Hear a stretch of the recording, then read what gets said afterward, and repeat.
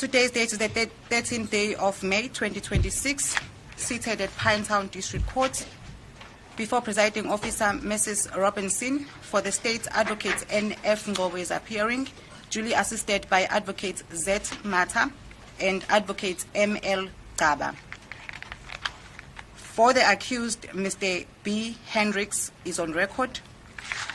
Matter, Your Worship, is on the roll today for a formal bail application. The state is ready to proceed. If I may allow my learned colleague to confirm their appearances on behalf of the accused. Thank you. A very good morning to you, Your Worship. I confirm I'm currently on record for the accused before court, the applicant in the bail application. Your Worship, before I address you, may I just take one instruction? Yes, Thank you, Your Worship.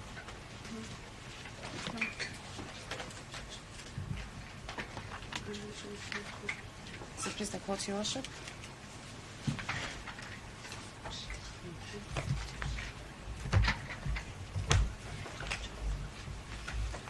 Thank you for the indulgence, Your Worship. Your Worship, there's been a change in legal representation for Mr. Adams. We've decided it wise, and the family as well, Your Worship, to maybe at this stage add the Durban spice already and supplement the team that's here currently with members from Durban that will deal with the matter forward. That will also assist practically in that the matter, if there's any postponements, whatever, they can deal with it. And also the matter will be tried in this province, Your Worship. So especially if they start and take over now, we will merely take a back seat and observe matters from behind, Your Worship. It was indeed a pleasure appearing in front of you. And I also wish to extend my gratitude to the state for having us here and the way they've treated us and dealt with the matter. Thank you, Worship. Thank you very much, Mr. Hendricks. Much appreciated, and it was a pleasure having you here as well. Thank you, Worship. Mr. Adams, can I confirm with you, sir, that you are now taking on additional legal representatives from Durban? Yes, indeed. Thank you, Your Honor. Thank you. So leave to withdraw is granted, Mr. Hendricks. Thank you, Worship. Thank you.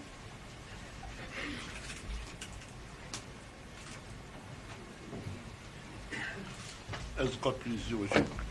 Good morning. Good morning. I take my colleague's sentiment. We are the Durban Spice. I am Advocate 𝐬𝐿𝐫𝐿𝐫, initial Y. I am instructed by 𝐬𝐮𝐬𝐜𝐫𝐢, incorporated in this matter. Thank you. Thank you, Mr. Moko.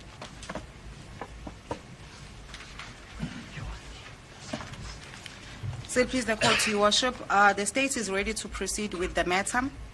As previously indicated on the previous appearance, Your Worship, the schedule for this bail application is that of a Schedule 1, and we are ready to proceed with the leave of the court. If I may please proceed, Your Worship, the state intends to read the affidavit of the investigating officer into the record in opposition to this bail application. Thank you, Mr. Adams. You may be seated, sir. Thank you, Your Honor.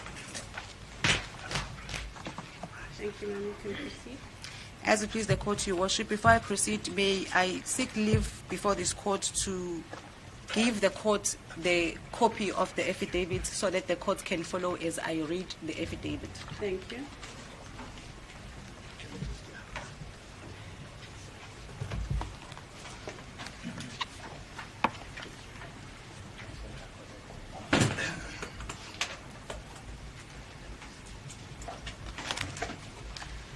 The record may also reflect, Your Worship, that I have given a copy of the affidavit to the defense counsel this morning.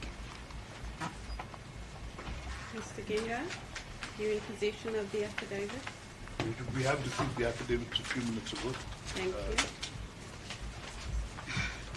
Thank you, Mr. Moko. In the magistrate courts for the sub-district of 𝐜𝐡𝐚𝐺 West held at Pinetown, case number F245 of 2026, in the matter between the state versus Fadiel Adams, the applicant. Affidavit by the investigating officer. I, the undersigned �ny𝐮𝐬𝐜𝐫𝐢𝐻𝐻𝐿𝐫𝐻𝐻𝐿𝐫𝐻𝐻𝐿𝐫𝐻 under hereby declare under oath as follows. I am a sergeant with service number 7038967-5 in the South African Police Services. I am currently deployed in KwaZulu-Natal Province in the Political Killings Task Team to investigate political killings and traditional leadership cases, as well as their parallel cases. The facts herein contained are, unless otherwise stated or indicated, within my personal knowledge and belief, both true and correct, and I can and do swear positively thereto. I was appointed as a member of the South African Police Services in terms of Sections 30 of the South African Police Act 68 of 1995, and I hold the rank of a sergeant. The objective of the South African Police Service is to protect, combat, and investigate crime, to maintain public order, to secure the inhabitants of the Republic and their property, and to uphold and enforce the law. I have about 21 years of experience in the South African Police Services, of which 15 years is in the investigation environment. Brief background of the case. I am the investigating officer of Westville SAPS case 2 of 4 of 2026 on charges of fraud and defeating the ends of justice. The allegations against the applicant is that he, as a member of parliament, visited the Westville Prison to interview and video recorded an interview with an inmate, 𝐬𝐮𝐬𝐫𝐿𝐵𝐿𝐵𝐿, a former SAPS sergeant. Mr. Dlamini was charged with corruption and defeating the ends of justice as per docket Pinetown case 578 of 10 of 2019.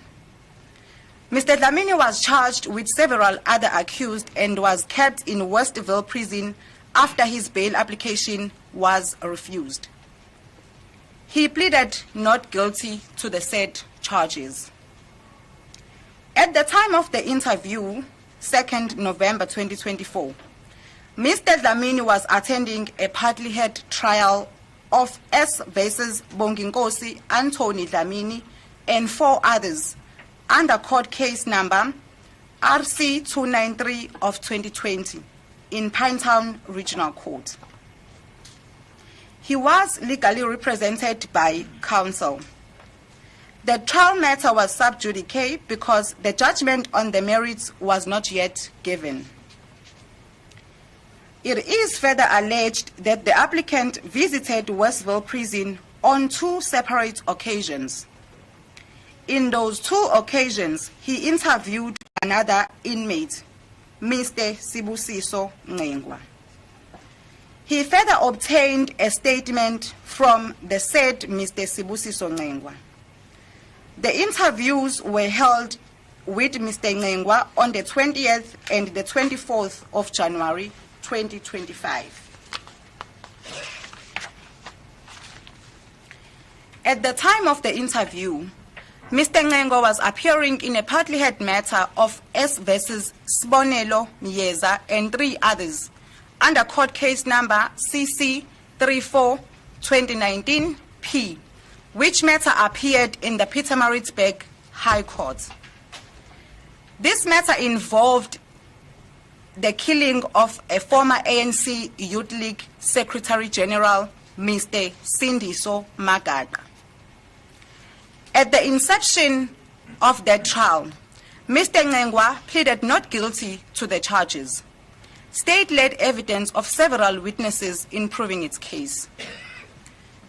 Mr. 𝐬𝐶𝐬𝐫𝐬𝐫 was represented in the said trial by counsel appointed by the Legal Aid Board of South Africa, Pietermaritzburg High Court Section. Several state witnesses were already called in the matter. The matter was in the process of further evidence being led by the state.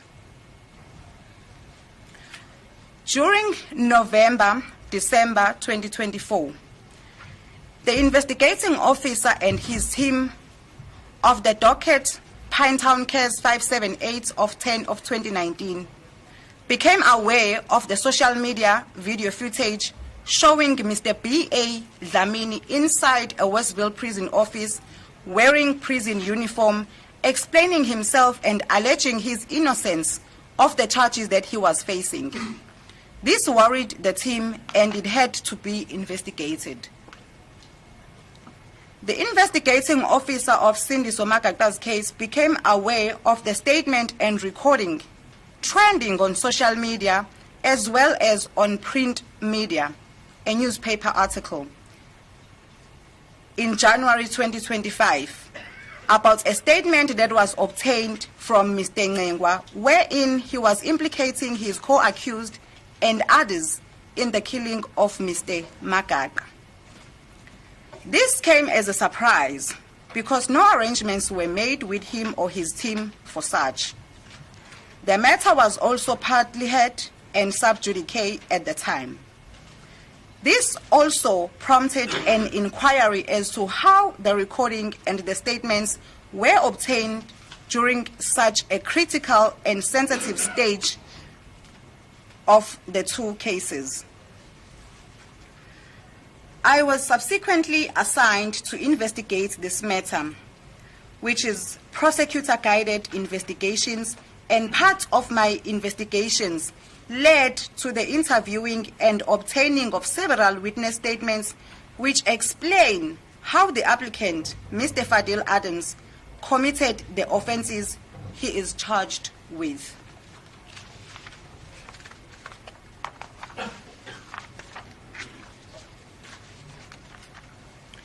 Evidence on the case. Witness statements obtained from several witnesses revealed the following. 15.1.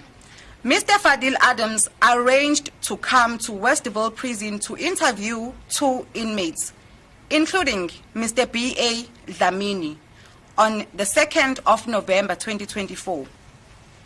He arranged same and presented himself on official capacity as a member of Parliament or National Assembly conducting parliamentary duties.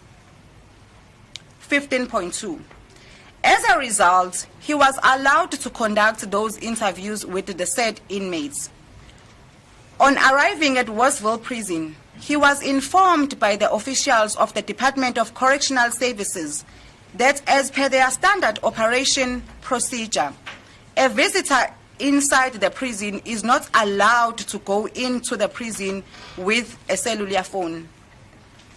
He insisted to go in with the said cellular phones and cited that he was going to use them as part of his parliamentary duties. He even showed them his parliament identity card as proof of his official duties. 15.3. He was allowed into the prison with the said cellular phones in violation of the DCS policy that regulates access control by ensuring that no visitor is allowed to consult, interview an inmate whilst in possession of his or her cellular phone. He took a video footage of Mr. B.A. Dlamini inside the prison, showing the inside of an office therein. After doing so, he arranged for the said footage to be circulated on social media. 15.4. During January 2025, the applicant, Mr. Adams, arranged with a member of the South African Police Services to arrange official police or Metro Police blue lights and sirens escort from 𝐾𝐨𝐧'𝐭 International Airport to Westville Prison and back. Once more, he presented himself as being on his parliamentary duties as a member of Parliament. The said escort was arranged at the cost of the state. He was escorted from 𝐾𝐶HAGA International Airport to Westville Prison and back. 15.5. As part of evidence, my team and I have obtained copies of WhatsApp messages confirming the applicant's request for blue light, escort from King Shaka International Airport to Westville Prison and back to King Shaka International Airport. Statements from those who escorted him have been obtained. The applicant, in his recent media utterances and media briefings, does confirm that he indeed requested such escort. These will be played in court. 15.6. In the two visits there, on the 20th and on the 24th of January 2025, he conducted an interview with Mr. Sibusiso Ngqengwa. Once more, he insisted, as before, to go in to the prison with his cellular phones as part of his parliamentary duties. On the 20th of January 2025, he recorded an interview with Mr. Ngqengwa on his cellular phone and left. He arranged to come back. 15.7. He did come back on the 24th of January 2025 after having arranged a member of the Directorate of Priority Crime Investigations, DPC High Hawks, to come and assist him to interview Mr. Ngqengwa. He met the DPCI member in Westville Prison and insisted that the member records Mr. Ngqengwa's interview on paper. At first, the member was to assist with interpretation in view of the language barrier between Mr. Ngqengwa and the applicant. At the end of the said interview, I'm now at 15.8, my apologies, a sworn statement was obtained from Mr. Ngqengwa, who mentioned his involvement and that of his accused and others in the killing of Mr. Makaka. The applicant arranged for the said statements to be circulated on social media. It was also articled on a Sunday national paper. This statement was obtained in the middle of a partly held trial matter.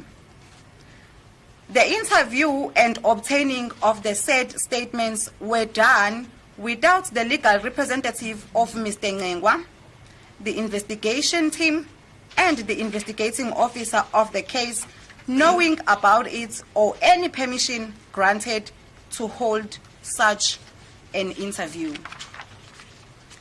15.9. He managed to conduct interviews, recorded a video, and obtained a statement from inmates at Westville Prison while under the disguise of conducting parliamentary duties. 15.10. I have obtained a statement which supports the fact that the applicant was not on parliamentary duties but was rather acting on personal capacity during his Westville Prison visits, since he never reported these visits to Parliament or to Portfolio Committee on Policing. Paragraph 16. From all the statements obtained, it is clear that the applicant's intentions were to redirect, obstruct, disturb, and/or defeat the course of the ongoing investigation in Sindiso Makaka's case, to influence the outcome and to undermine the work of the political killings task team on the cases of Bonginkosi Dlamini and other matters. The applicant has, on numerous media briefings, have been criticizing without merit the work of the PKT team. This will be apparent on the recent video footages to be played in court. He circulated at the time he knew there was a warrant for his arrest. The members of the Makaka family were shocked to see the statement of Mr. Ngqengwa on social media and the newspaper article. They indicated that they were never approached by the applicant to hear their views about what he was engaged in, and felt that their feelings as a family were not considered by the applicant in such a very sensitive matter, more so the stage the matter was at the time the statements was published. They felt the applicant was callous in his conduct. Evidence which led to the arrest of the applicant. Paragraph 18. Based on my investigation findings and evidence collected, I then applied for a warrant of arrest, J50, against the applicant in order to have him appear before the court of law. The warrant was then authorized at Pinetown Magistrate Court, KwaZulu-Natal, on the 30th of April 2026. Paragraph 19. I, together with my team, conducted standard profile of the applicant and identified 2 possible residential addresses in Cape Town: Mitchell Plain, and on Saturday, 2026 May 2 at about 4:30 in the morning, we proceeded to both addresses in an effort to trace him. However, he was not found. Paragraph 20. We were informed that House 66, Gunhoop Street, Westridge, Mitchell Plain, Cape Town, was sold in March 2026, and the applicant was no longer residing there. And at the second address, 50 Disa Crescent, Mitchell's Plain, Cape Town, he also was not residing there for a long time. Paragraph 21. On the same day, on the same Saturday during the morning, while still trying to trace the applicant, I became aware of a video footage of the applicant indicating that he is aware that the PKTT is looking for him and that they had visited his residential addresses, which he no longer resides at. He has also opened a case of intimidation against the police, as he believes that the PKTT has no J50 against him. See video clip marked SM1. With the leave of the court, Your Worship, if I may ask that at this stage, before I proceed further with the reading of the affidavit, so that we can also follow properly, that we play the video footage, or rather the video clip marked SM1. No objection. Thank you. Thank you, Steve. At 4 a.m. this morning, the house that I used to occupy was raided by approximately 15 policemen clad in balaclavas like the criminals they are.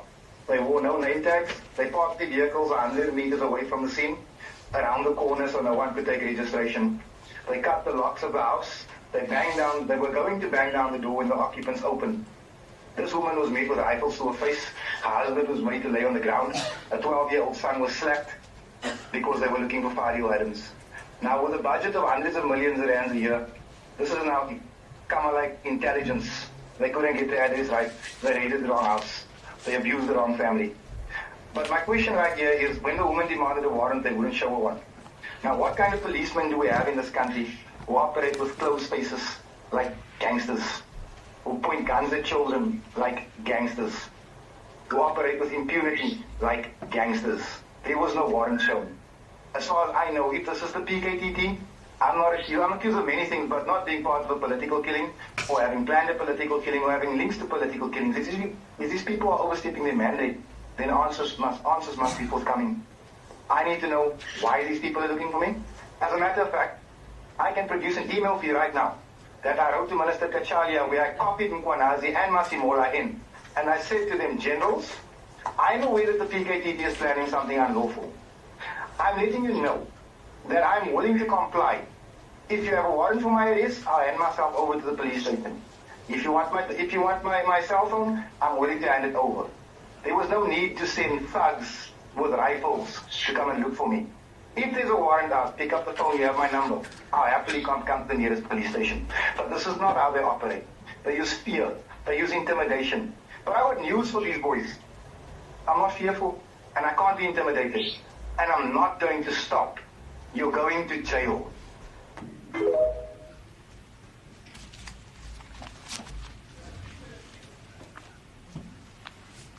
So please, the court, I'll continue from paragraph 22.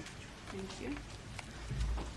On Sunday, the 3rd of May 2026, my commander, Lieutenant Colonel Majila, informed me that she was sent an email by acting crime detection head in KwaZulu-Natal that sometime in April 2026, the provincial commissioner was copied on an email by the applicant, Mr. Fadiel Adams' attorney, indicating that should there be a warrant of arrest, J50, issued for him, he will hand himself over to the nearest police station, and that Mr. 𝐬𝐮𝐬𝐫𝐿 will represent him. I attach the said email communications between Lieutenant Colonel Majila, acting crime detection head, as SM email 1. Paragraph 23.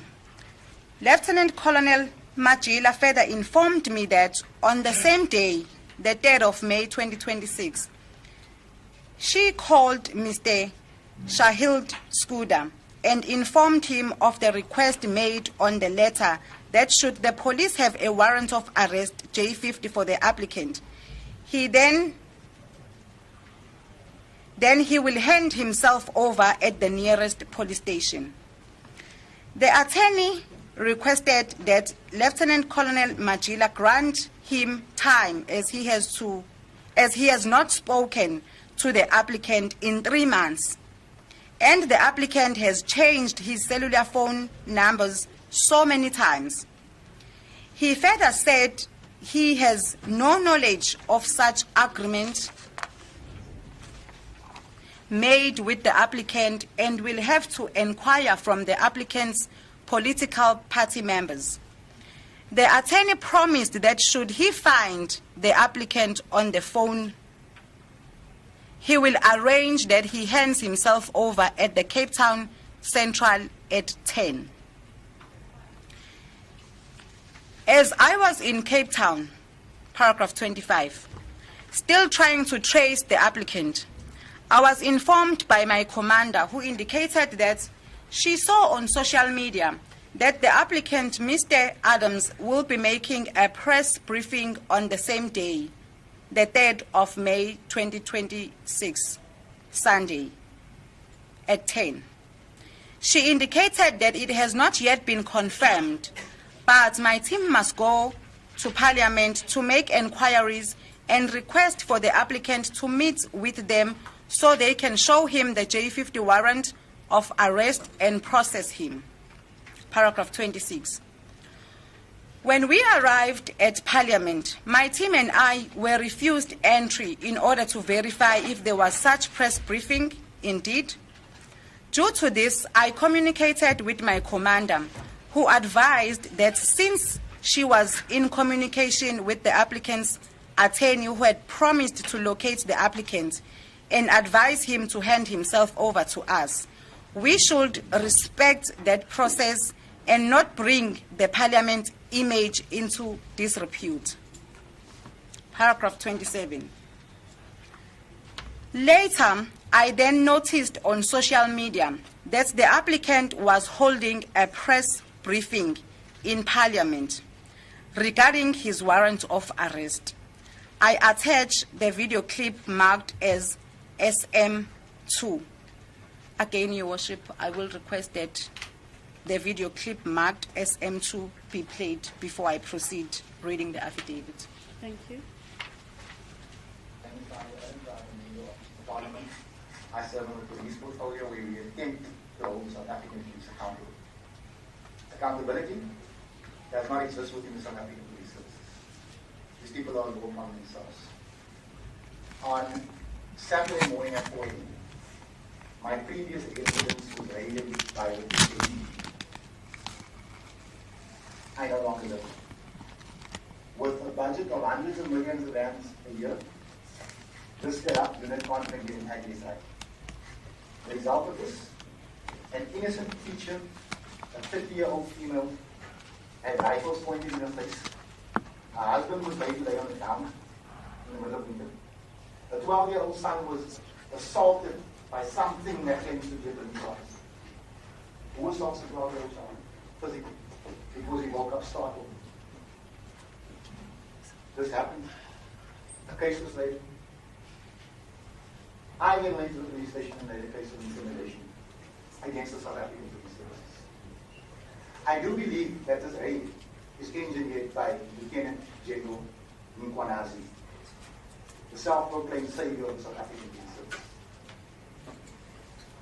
The weakest form of police commissioner this country has had in 30 years. The coward from 𝐬𝐮𝐬𝐫𝐢𝐻𝐾, who ran away when the country needed him. And I'll tell you what.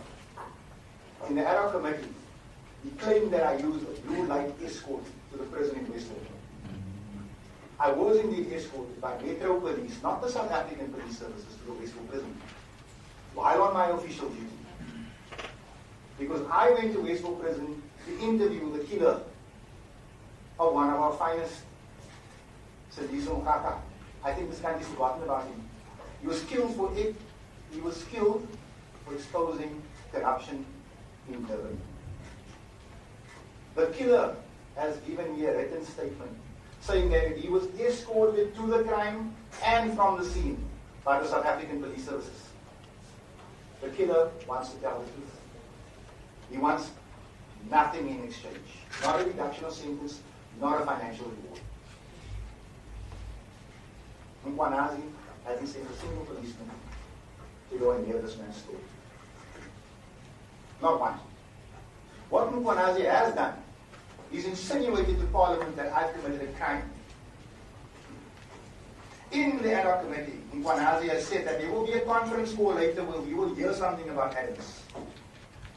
What you were supposed to hear was that Adams had contrived or corrupted or abused his power, whatever power he thinks I have, to obtain a blue light escort.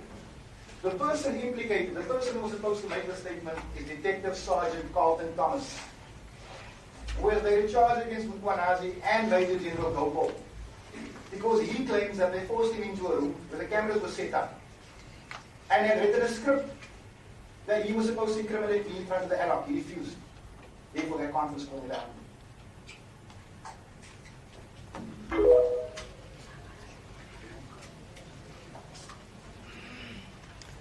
Say, please, the court, Your Worship, if I may proceed from paragraph 28. Yes. My commander informed me that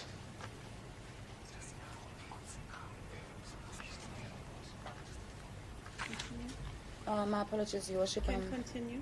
Continue. As a prerequisite. Paragraph 28. My commander informed me that she was contacted by the applicant's attorney, again, Mr. 𝐬𝐮𝐬𝐫𝐻𝐾, who requested to facilitate the applicant's handing over at Cape Town Central Police Station on Monday, the 4th of May, 2026 at 10, which was agreed upon. My commander informed me that he told the applicant's attorney that the team will continue tracing the applicant in addresses linked to his profile. Paragraph 29. On the 4th of May 2026, the team continued tracing Mr. Adams at 2 further addresses he once lived in. However, he was not found. After the search, I later noticed that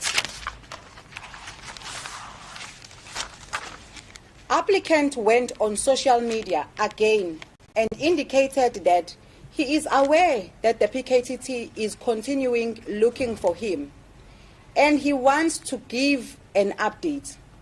I attach video clip as SM Part 1 and Part 2. With the leave of the court, Your Worship, may I request that these clips be played before I proceed with the affidavit.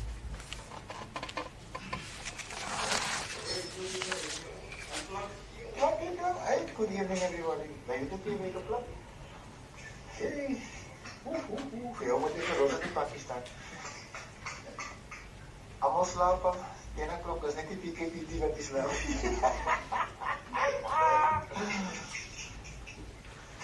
Ja, PKTD. Ik zie jullie zoeken naar zo'n masks.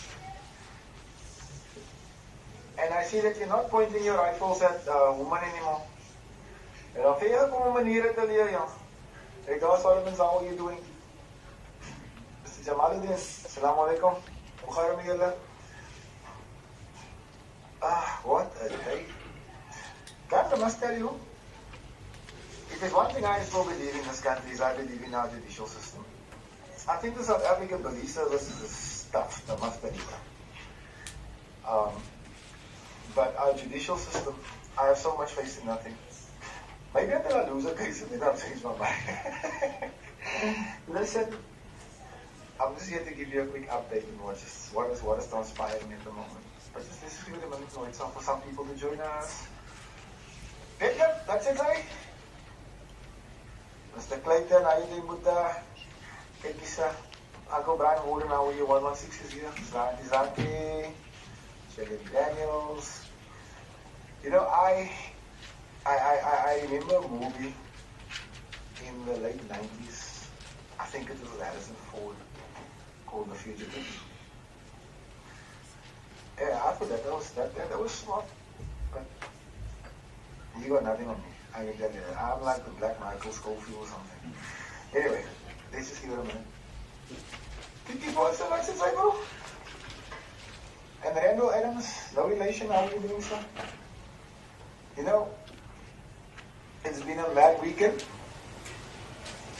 For those of you that don't know, you know that the PKTD tried to arrest me. Hit the wrong house in the process. Masked. Assaulted a young boy. Pointed rifles at a woman. Tonight they hit my late sister's house, where only my niece and my nephew live. I don't think I've been to that house in maybe 6 months.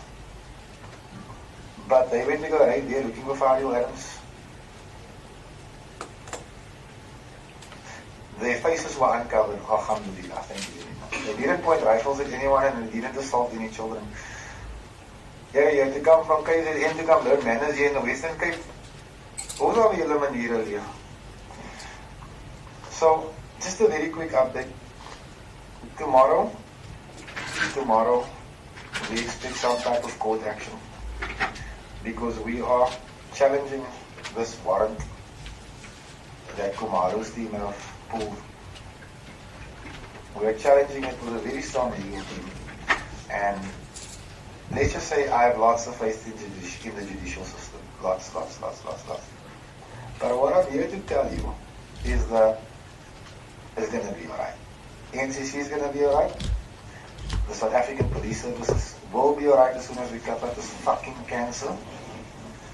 And the country is going to be just fine. That's what I'm here to tell you. And then I have a message for General 𝐬𝐻𝐫𝐿𝐻𝐾𝐿. So, yeah, I'm steering. So, what I'm trying to say to you is, General 𝐬𝐻𝐫𝐿𝐻, Lieutenant General 𝐷IVCOM of Crime Intelligence, which has no intelligence, and Commander of the Political Killing Stars team, which does anything but investigate political killings. I have a message for you. Your team better have a warrant for me. Because your refusal to show the warrant to my attorney is telling. The fact that you're refusing to show the warrant everywhere you go is telling. The fact that you're so desperate to arrest me on bullshit charges wherever you are, that you are now harassing my members and my family. They've been to 𝐬𝐮𝐬𝐜𝐫𝐤's daddy also. Hulle het even 𝐬𝐻𝐬𝐫𝐤's 𝐼𝐻𝐻𝐷 arrest. I didn't know I was the country's #1 terrorist. But meanwhile, he's trading with 𝐬𝐮𝐬𝐜𝐫𝐢𝐻𝐻𝐿𝐻, and you couldn't arrest him. It's amazing. It's funny. Funny how things work. But I tell you again, I've got lots of faith in the judicial process. I put my faith in the courts. We've placed our evidence in our submissions. Our submissions are somewhat explosive. You know, there's things in there, generals, that you must not want the public to know. There's things in there a judge is going to see. There's things in there that is going to fuck shit up. So yeah, I'm not in hiding for anybody that's asking. I'm moving around freely. I was actually at an NCC meeting tonight, believe it or not. I drive around, I walk around, because if you find me, you arrest me, that's fine. But if you're insisting that I hand myself over to a team known for assaulting and killing people because they say they have a warrant that they won't produce, then you don't understand 𝐾𝐨𝐧'𝐿𝐻. Ons is 'n ander soort species nie. So, General, the ball is in your court. You produce that warrant, or there's going to be out. I'm not afraid of coming to 𝐾𝐨𝐬𝐻. That was my plan. My lawyers took me out. I want to come to 𝐾𝐿𝐻. I want to face your charges. I want to beat your charges. And then I want to retire you of what I'm going to sue you for. Because what's been happening here, people have been getting away with this shit for way too long.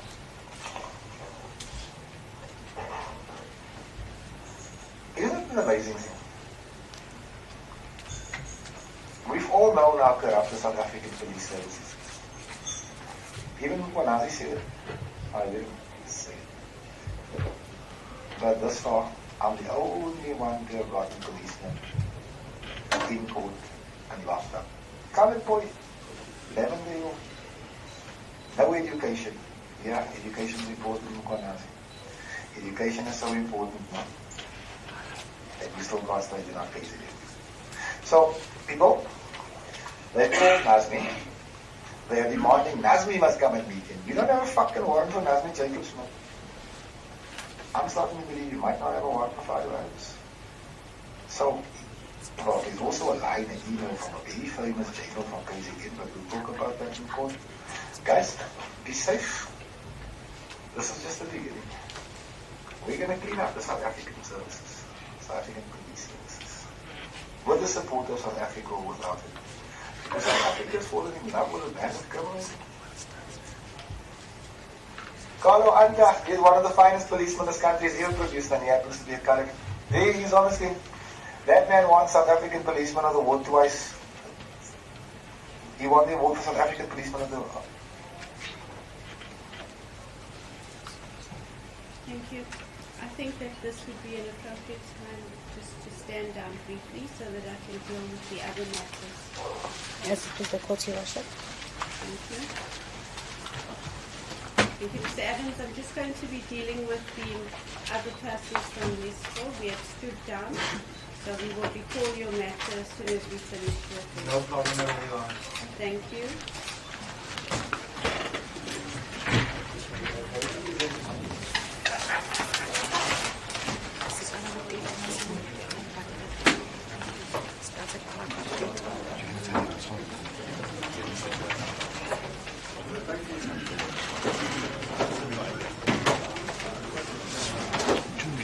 Yeah.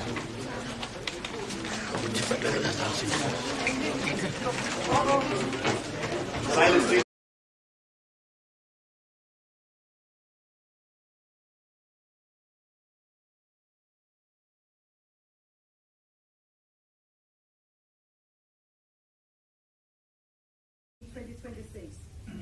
The South African Police Services Political Killings Task Team is calling on Mr. Fadiel Adams to present himself at his nearest police station in connection with a case of fraud and defeating and or obstructing the cause of justice.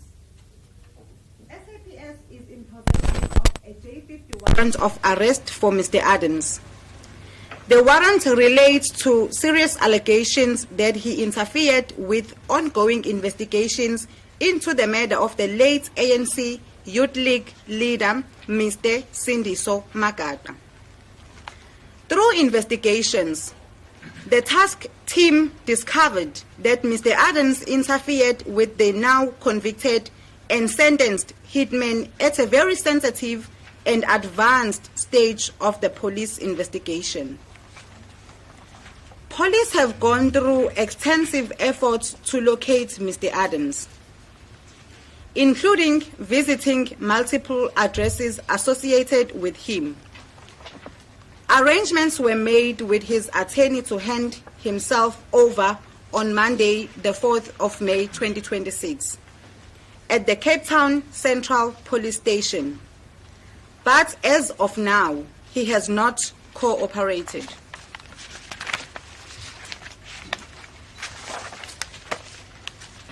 Mr. Adams was scheduled to appear before a KwaZulu-Natal court on Monday, but failed to do so. Despite numerous attempts by South African police services to contact his legal representative, Mr. Adams has not made himself available to the police. SAPS urges Mr. Adams to cooperate with law enforcement and hand himself over at his nearest police station without delay.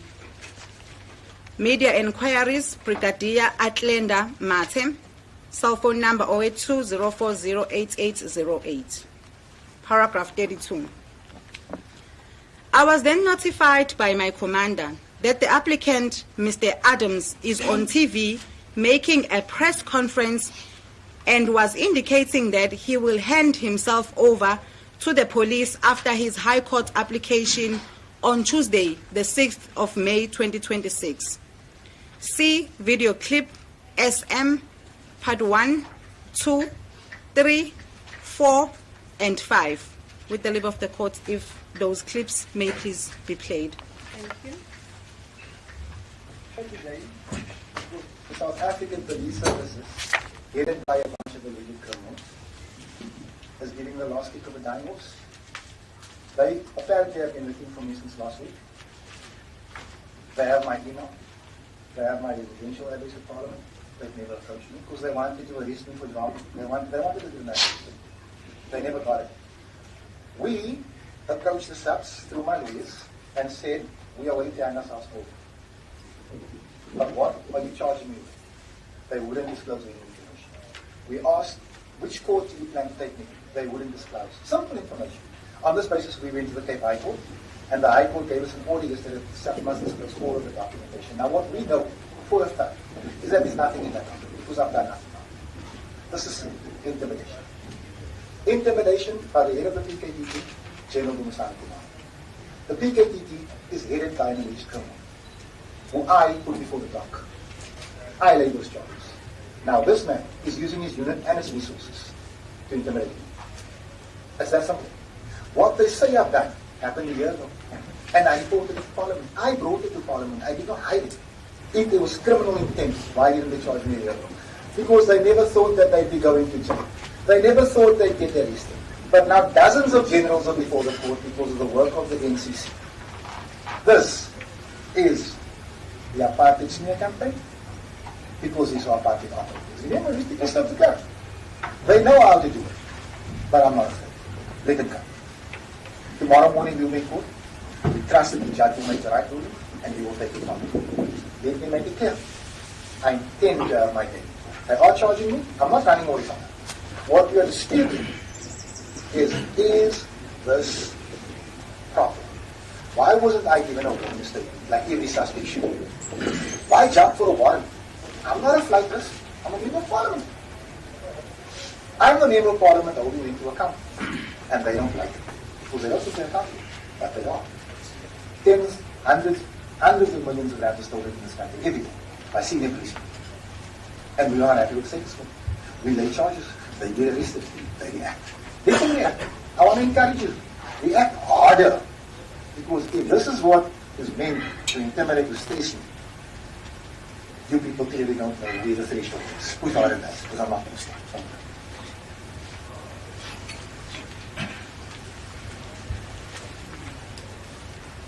My attorney contacted them. And we have the emails and said, my client is happy to hand himself over. What is he being charged with? They didn't want to tell us.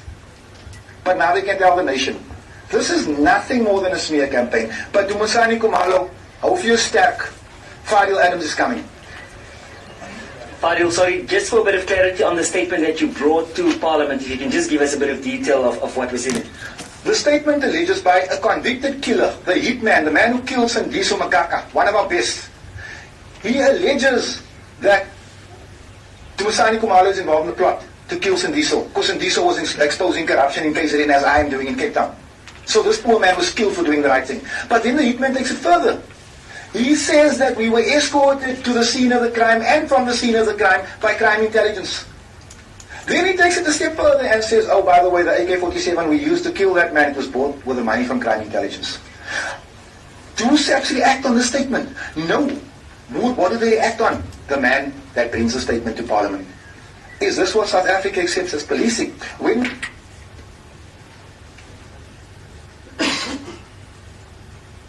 Obviously, will state categorically, I'm going to assume that you were not interfering with that process, you were engaging in parliamentary work, and there was nothing wrong with you as a member of Parliament doing your work and making that visit to Parliament, because ultimately, what are you trying to do? You are trying to ensure that the rogue elements in the South African police services are taken out. That's a fair characterization, is that so?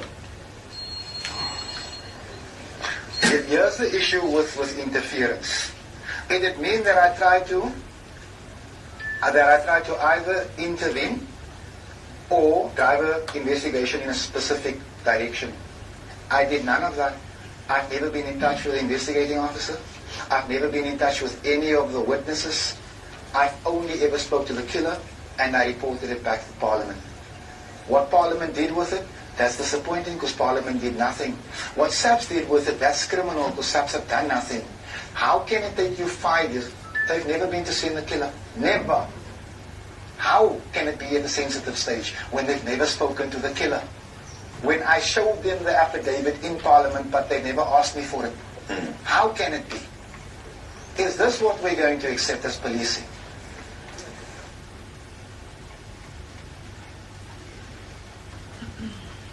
That General Lincoln told me that my safety would be taken care of when I got to Joburg.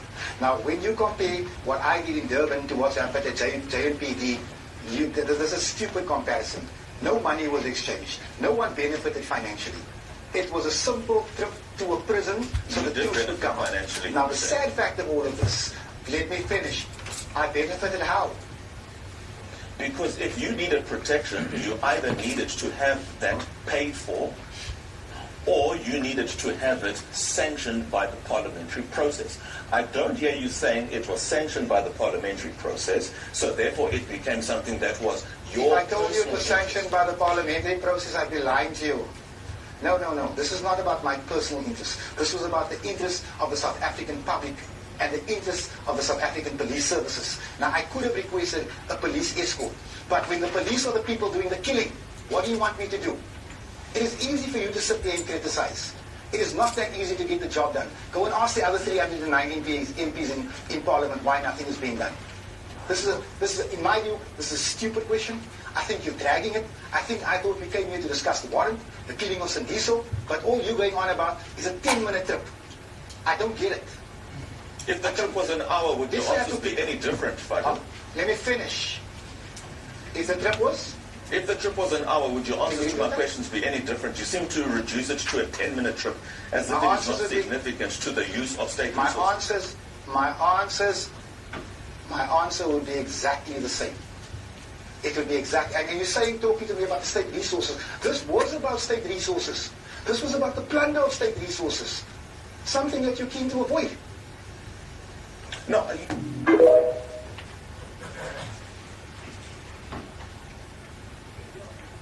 Before you ask me a question, I just want to make a statement that the PKTP has entered the parliamentary precinct. They are inside here, believe it or not. You must understand that the executive holds no right over the legislature. They don't belong here. That's why you have parliamentary police. Parliamentary police is allowing me to go. I'm not going to fight this. We're going to do this. Yeah, come on out. I'll see you soon. Will you be handing yourself over at the Grassy Park police station? I don't know which station they're taking me. You know what these people, you never know. You're going to surrender to them? Yeah, I'm just going to put on socks and a jacket because of my arthritis. Listen, long story short, I was going to say, I confirmed that with you 5 minutes ago. I just said we want to go to court tomorrow to test the validity of this business. Right? They couldn't wait for that because they got lost eyes. And there it is. They're not supposed to be in this case. They know. These people have no respect for law. I don't think South Africa understands the trouble that you're in. You have policemen acting with impunity. These people have torn up the Constitution. They've killed people that have exposed their corruption, their theft. And now they're after the whistleblowers. Letitia Mashali's sister, hide away. I follow them. They're coming for you next. Thank you.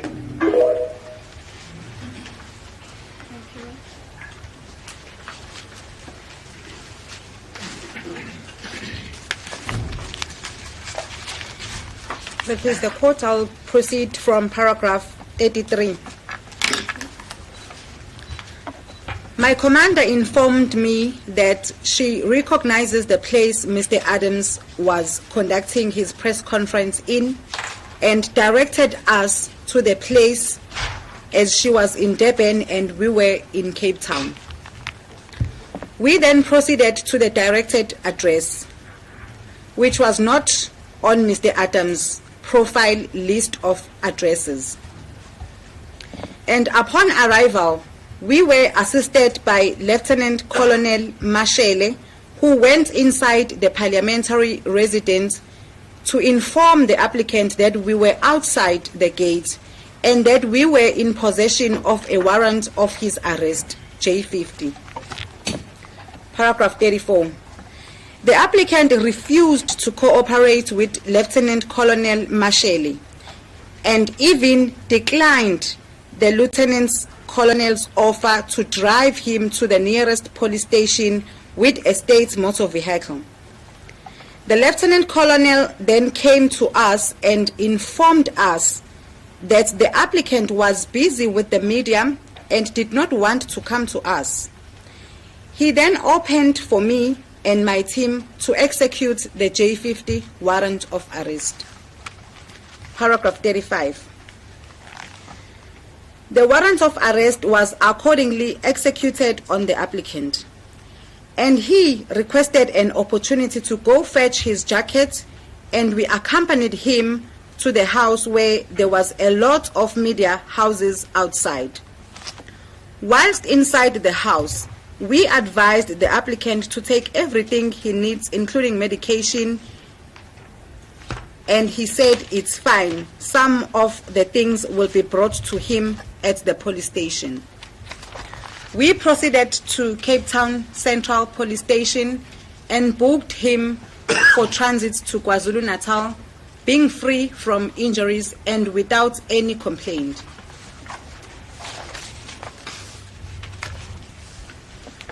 Considerations in terms of sections 60, subsection 4, A to E, read with sections 16, subsection 5 to subsection 9 of the Criminal Procedure Act. I now tend to deal with the relevant considerations and factors as set out in section 60, subsection 4, A to E of the Criminal Procedure Act. A. Likelihood that the accused, if released on bail, will endanger the safety of the public or any particular person or will commit a Schedule 1 offense. Section 60, subsection 4, A, read with sections 60, subsection 5. Paragraph 36.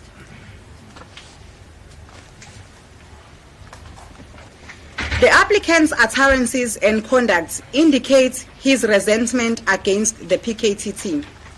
He is presently charged with interfering with matters investigated by the PKTT. He has on numerous occasions made public comments that may be viewed as defamation of character against the PKTT and people he perceives are linked to the PKTT. Same can be seen on the video footage played in court. Paragraph 37.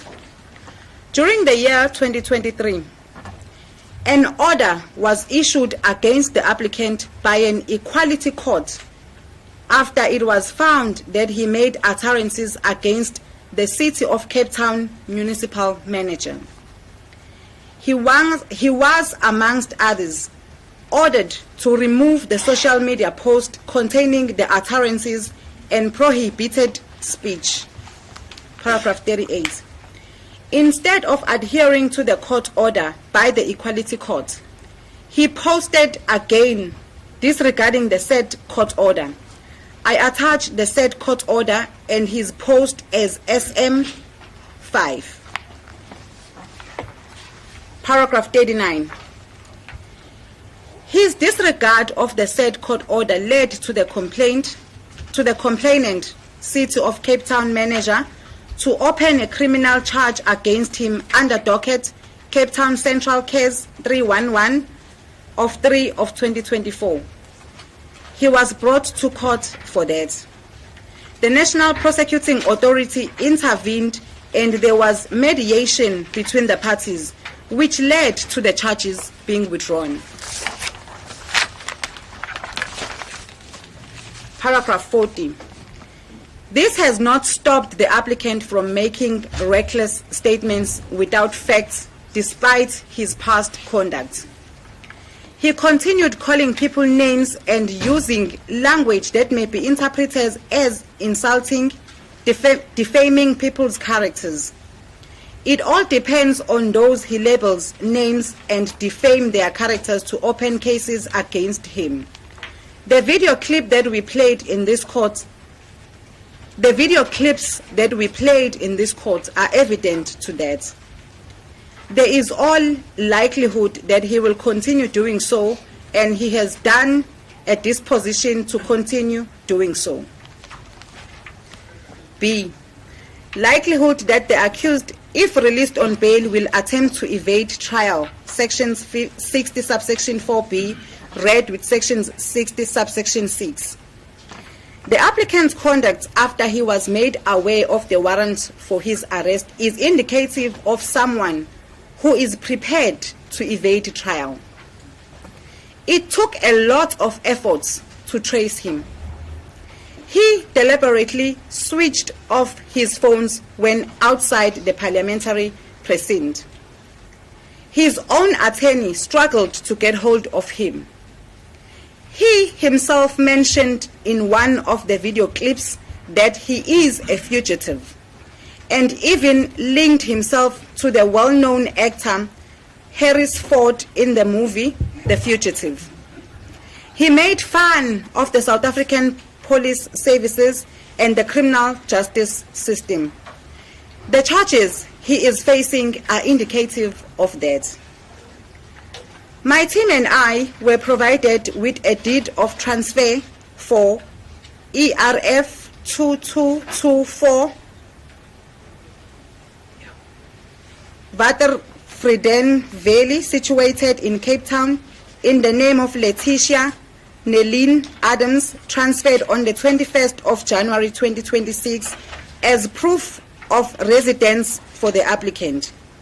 His name is not mentioned in the deed of transfer. There is therefore no documentary proof that this is his property. The other addresses given is the parliamentary precinct on which he resides based on his position. Should that position change, he will cease occupying that place. In all intents and purposes, the property belongs to the Department of Public Works and not him. Paragraph 44. The applicant is facing very serious charges which he partially admits on his video clips to have committed, and faces jail sentence that might make him lose his position as a member of the Legislative Assembly Parliament. This on its own is an incentive to evade trial. In the circumstances, paragraph 45, there is all likelihood that the applicant will attempt to evade trial. C. Likelihood that the accused, if released on bail, will influence or intimidate witnesses or destroy evidence. sections 60 subsection 4C, read with sections 60 subsection 7.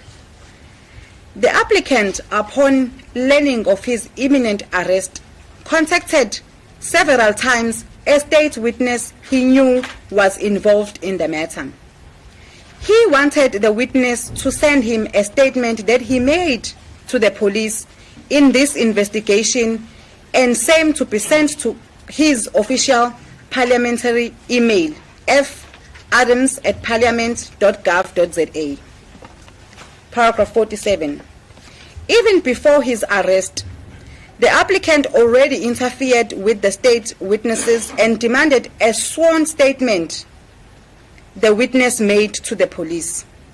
I attach a statement from the said witness, with names retracted, SM6. Paragraph 48. It is a well-established knowledge that the applicant was in possession of classified information of crime intelligence. He alleges that same was put under his door and he found it there. Whether this is true or not still stands to be proven. The fact of the matter is that he was in possession of classified information. Paragraph 49. The conduct of the applicant indicates that there is all likelihood that he will attempt to influence witnesses he has already started, or conceal or destroy evidence. The very same charges he is charged with are indicative of this. D. The likelihood that the applicant will undermine or jeopardize the objectives and proper functioning of the criminal justice system or bail system. Section 60 subsection 4D, read with sections 60 subsection 8. Paragraph 50. There was a court order issued by a competent court against him. He did not challenge it or appeal it. He did not comply with it instead. On his social media post briefing, a member of parliament and lawmaker gave the court a middle finger. The language used in his post is indicative of someone who does not respect our courts. 51. As indicated earlier, he continues defaming people and calling them names. For example, criminals, whereas there is no proof that those people have indeed been found guilty of any criminal offenses. He does not respect the South African police services. Paragraph 52. The past and present conduct of the applicant indicates that there is all likelihood that he will undermine or jeopardize the proper functioning and objectives of the criminal justice system.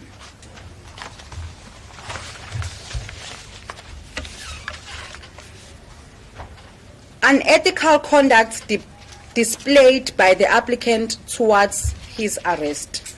Paragraph 53.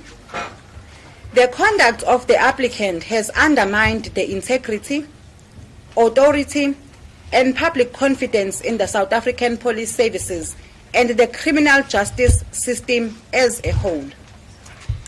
His actions have created a perception that the law processes can be manipulated, obstructed, or disregarded without consequence, thereby weakening the rule of law and the administration of justice. Paragraph 54. Furthermore, such conduct negatively impacts ongoing investigations and judicial processes by creating fear, intimidation, and reluctance amongst witnesses and affected parties to cooperate freely with law enforcement agencies. This does not only hamper the ability of the police to effectively execute their constitutional mandate, but also compromises the fairness and the effectiveness of the broader criminal justice system. Paragraph 55. The actions of the applicant have also attracted significant public attention and scrutiny, which has the potential to erode public trust and confidence in law enforcement institutions, prosecutorial processes, and the judiciary. Public confidence in the criminal justice system is fundamental to maintaining law and order, and any conduct perceived to undermine the system brings the administration of justice into disrepute. Paragraph 56. Under these circumstances, it is submitted that the conduct of the accused poses a serious threat to the proper functioning, credibility, and integrity of the justice system and cannot be viewed lightly. Previous convictions, pending matters, and/or personal circumstances. Fadiel Adams, the applicant. Residential address confirmed at 24 Wembley Drive, Colorado, Mitchell's Plain, Cape Town. Address of employment and name of employer, Member of Parliament in the Republic of South Africa. He is a South African citizen. He is married with 4 children. Previous travel or residence outside the Republic of South Africa is unknown. Relative residence outside of the Republic of South Africa is unknown. Assets outside the Republic of South Africa is also unknown. Pending cases, no pending cases. Previous cases. Applicant was previously arrested and charged with 2 cases of criminal injury as per case Cape Town Central Case 311 of 3 of 2024 and Bishop Lavis Case 175 of 8 of 2019. See attached SAPS 69 profile. 1 case, Cape Town Central Case 311 3 of 2024, was ordered by the court to unconditionally issue a public apology to the complainant and was ordered to undertake a program on racial sensitivity training at his own expense. The other case, Bishop Lavis Case 175 of 8 of 2019, was declined to prosecute and referred to civil court. This affidavit, Your Worship, was signed by the deponent and commissioned by the Commissioner of Oath on the 13th day of May 2026.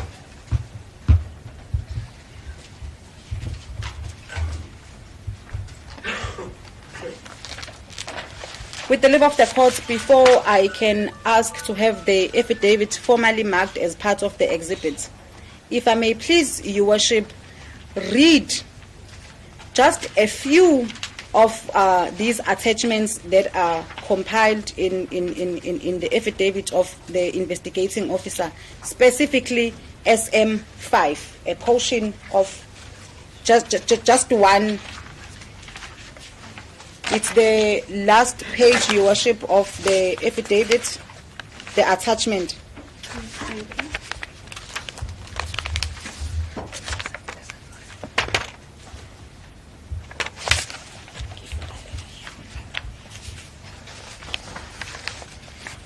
It reads as follows, Your Worship. Lock me up. I won't apologize to that poos. The Equality Court finds that I've discriminated against the city manager who's discriminated against us. Fuck the court. That is all I wish to read from the annexures. The affidavit, Your Worship, may please be marked as part of the exhibits. Thank you. I'll mark it as Exhibit B for the record. Is it please the court? Thank you.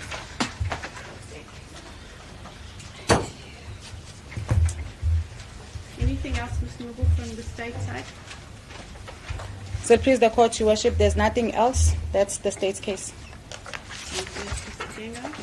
Thank you, Your Worship. Your Worship, I have prepared an affidavit for the accused and the applicant in this matter. There are, however, several things that have been raised that we need to address. May I suggest that we take a stand down? I will amend the affidavit accordingly, and then we will deal with it. All right. I see the time now. It is slow. It's around 1:45. Perhaps could we resume at 1:45? Would that be suitable? 1:45 is suitable, Your Worship. Suitable, Your Worship. Thank you. Then we'll take the lunch adjournment and resume at 1:45. Thank you.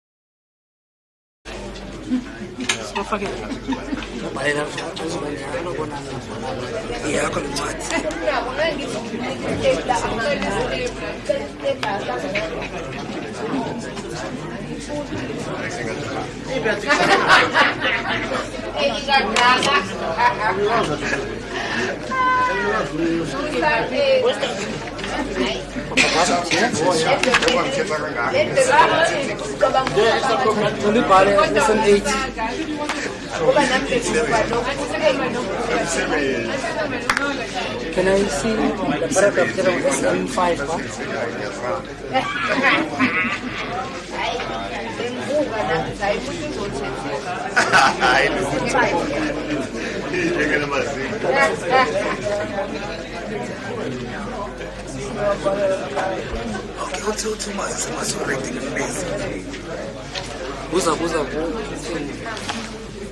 Beg up the paragraph. That's fine.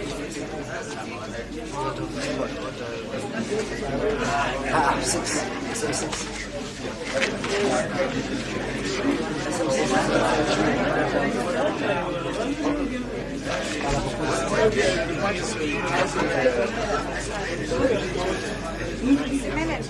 Yuri, can you start?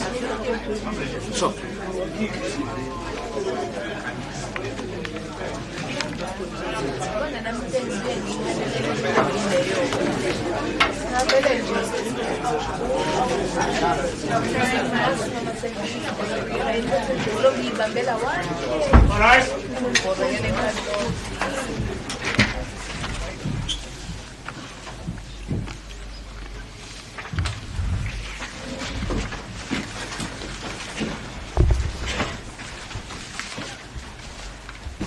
Are we on record?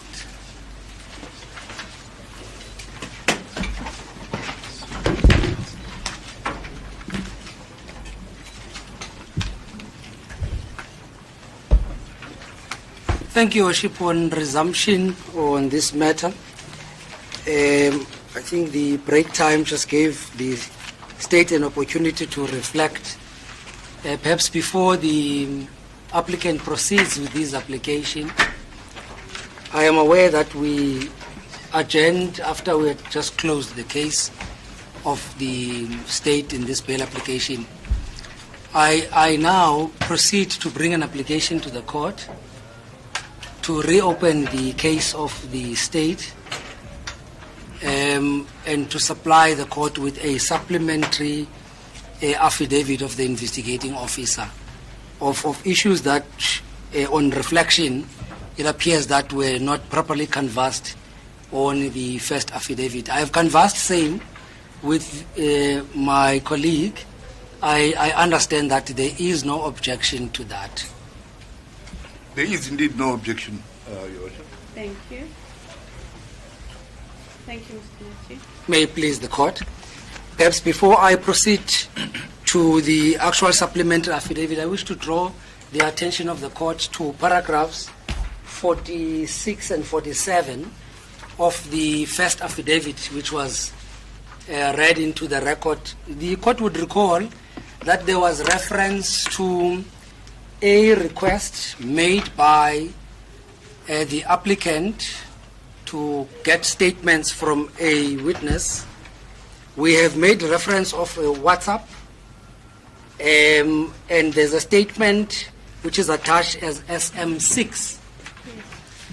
I have noticed that you do not have that attached just behind that SM6. I beg leave to the court that the SM6 to reflect and be part of that SM6.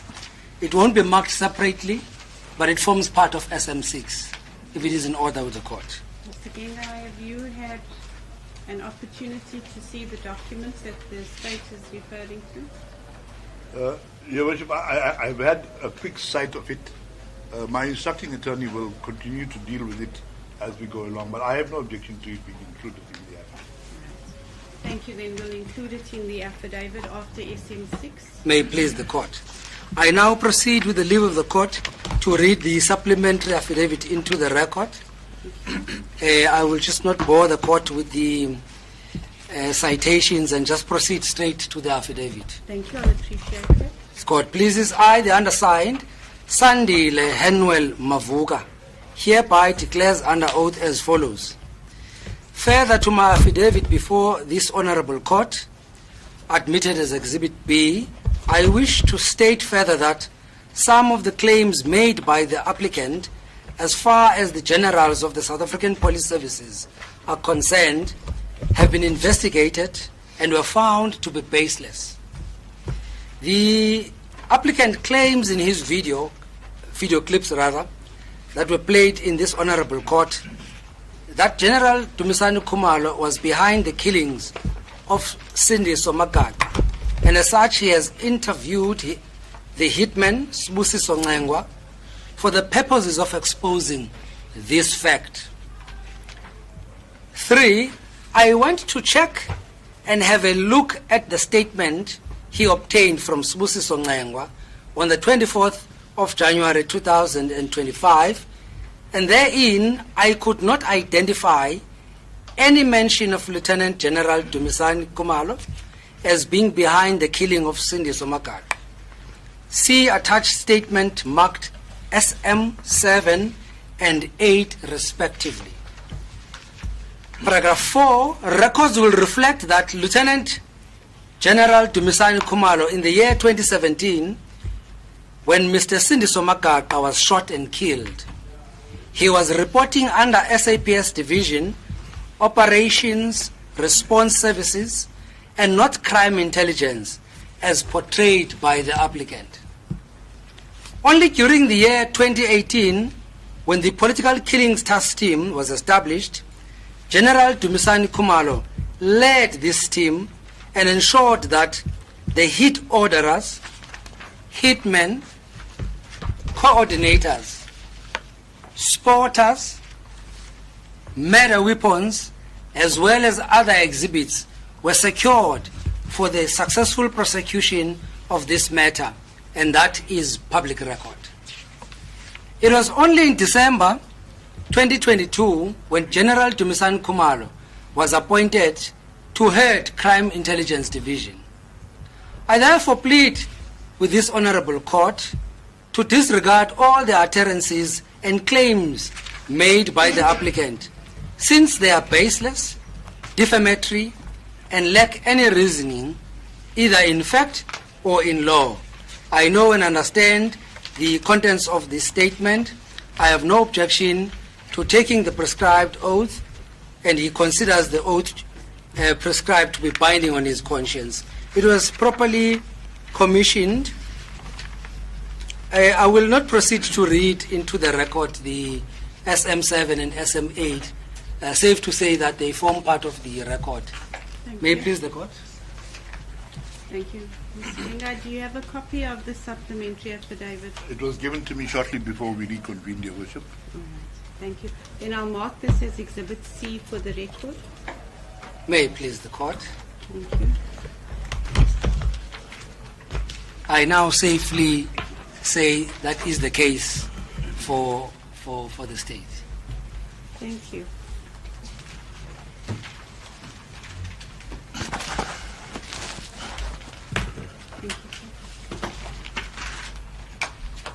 Thank you. I'm indebted to the court for the indulgence. We have managed to prepare a supplementary affidavit as well for the applicant. Thank you. And I will read both the affidavit and supplementary as we proceed. Thank you. Your Worship, I start with the affidavit. And this is the affidavit of Fadiel Adams in support of the application for bail. He says, I, the undersigned Fadiel Adams, identity number 760614523708 do hereby make oath and state the following. The facts deposed to herein, unless the context indicates otherwise, are within my own personal knowledge and are to the best of my knowledge and belief both true and correct.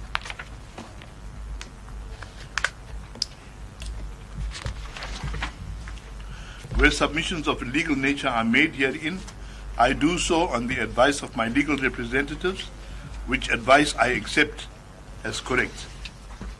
I, Fadiel Adams, an adult male South African citizen, born on 14 June 1976, bearing the identity number which was mentioned before, a copy of my identity document is attached hereto and marked as Annexure FA1. I am a sitting member of Parliament and the President of the Cape Coloured Congress, and I appear before this Honourable Court as the applicant in a bail application arising from my arrest on 5 May 2026. The chronology and background to the address, I'm now reading paragraph 4. I set out here under a chronological account of the events that preceded and attended my arrest. The sequence is directly material to the present application and demonstrates, I respectfully submit, both my consistent good faith engagement with the criminal justice process and the serious irregularities that attended the manner of my arrest. On 9th April 2026, paragraph 5, my erstwhile attorneys of record, Mr. 𝐬𝐮𝐬𝐫𝐿𝐻, addressed written correspondence to the relevant authorities to inquire whether a warrant of arrest had been issued against me. That letter expressly conveyed my willingness to comply with the legal process and my unequivocal intention to surrender myself at the nearest police station upon request. This correspondence is a clear and documented demonstration of my good faith. A copy hereof has been attached hereto and marked as Annexure FA2. Paragraph 6. Unbeknown to me and my attorneys at the time, a J50 warrant of arrest had in fact been issued on 30th April 2026, some 3 weeks after my attorneys had formally sought to ascertain the position. I was not informed of this, nor was the warrant served upon me or brought to my attorney's attention at that stage. It was only upon my arrest on the 5th of May 2026 that I perused the warrant for the first time. A copy of the warrant is attached here to mark FA3. Paragraph 7.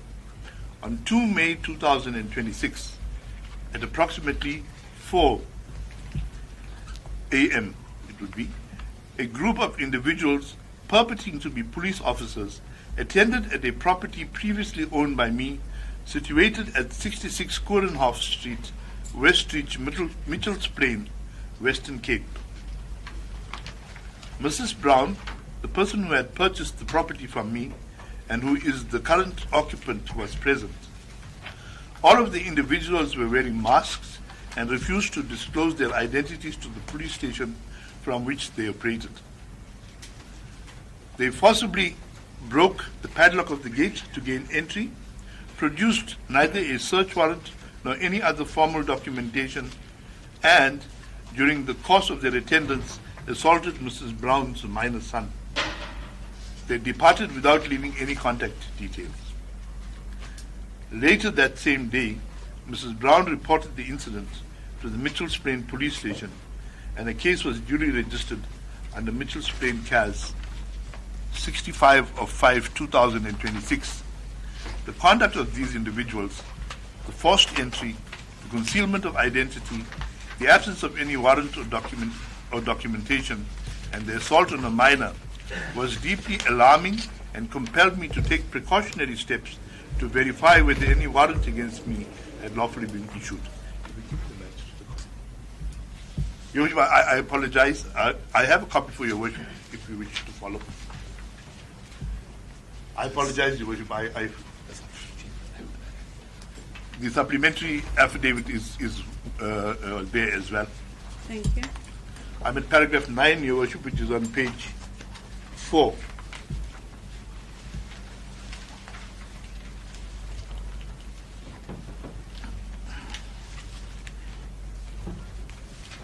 Thank you. Can I continue?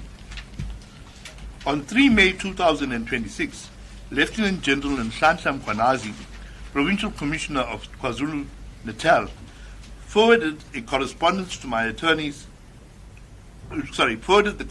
of my attorneys to Major General Anthony Gopal. The email is significant as it reveals the confused and contradictory state of the authorities' own knowledge regarding the existence of the warrant.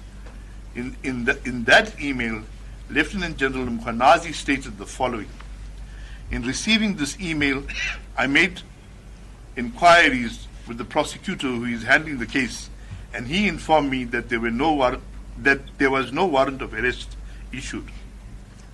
As you know, that I have been assigned to a task at national level, therefore I am not fully aware about the status of investigation work of the PKTT in KZN. However, I learned that there is a warrant of arrest issued. Therefore, I am sharing this email in order for you to advise the team to make contact with his lawyer in order to secure his presence at the police station for processing. Quotes, and that is quoted directly from the email. Paragraph 9.2, a copy of this email is attached hereto and marked Annexure FA4. I respectfully submit that the email demonstrates material uncertainty and lack of coordination within the relevant prosecutorial and investigative structures regarding whether the warrant of arrest had in fact been issued. According to the email, Lieutenant General Mkhwanazi first made inquiries with the prosecutor handling the matter and was informed that no warrant had been issued. He thereafter learned that a warrant had in fact been issued and accordingly requested that the team make contact with my legal representative in order to secure my attendance at the police station for processing. This uncertainty, viewed together with the events of 2nd May 2026, caused me and my legal representatives genuine concern and led to the urgent application at the High Court. Paragraph 10.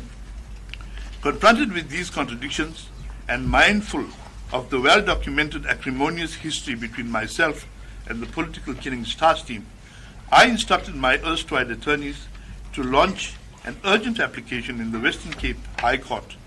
The purpose of that application was not to evade the criminal process, but to compel the authorities to disclose the warrant and its supporting documentation so as to enable me to assess the legality and validity of any proposed arrest.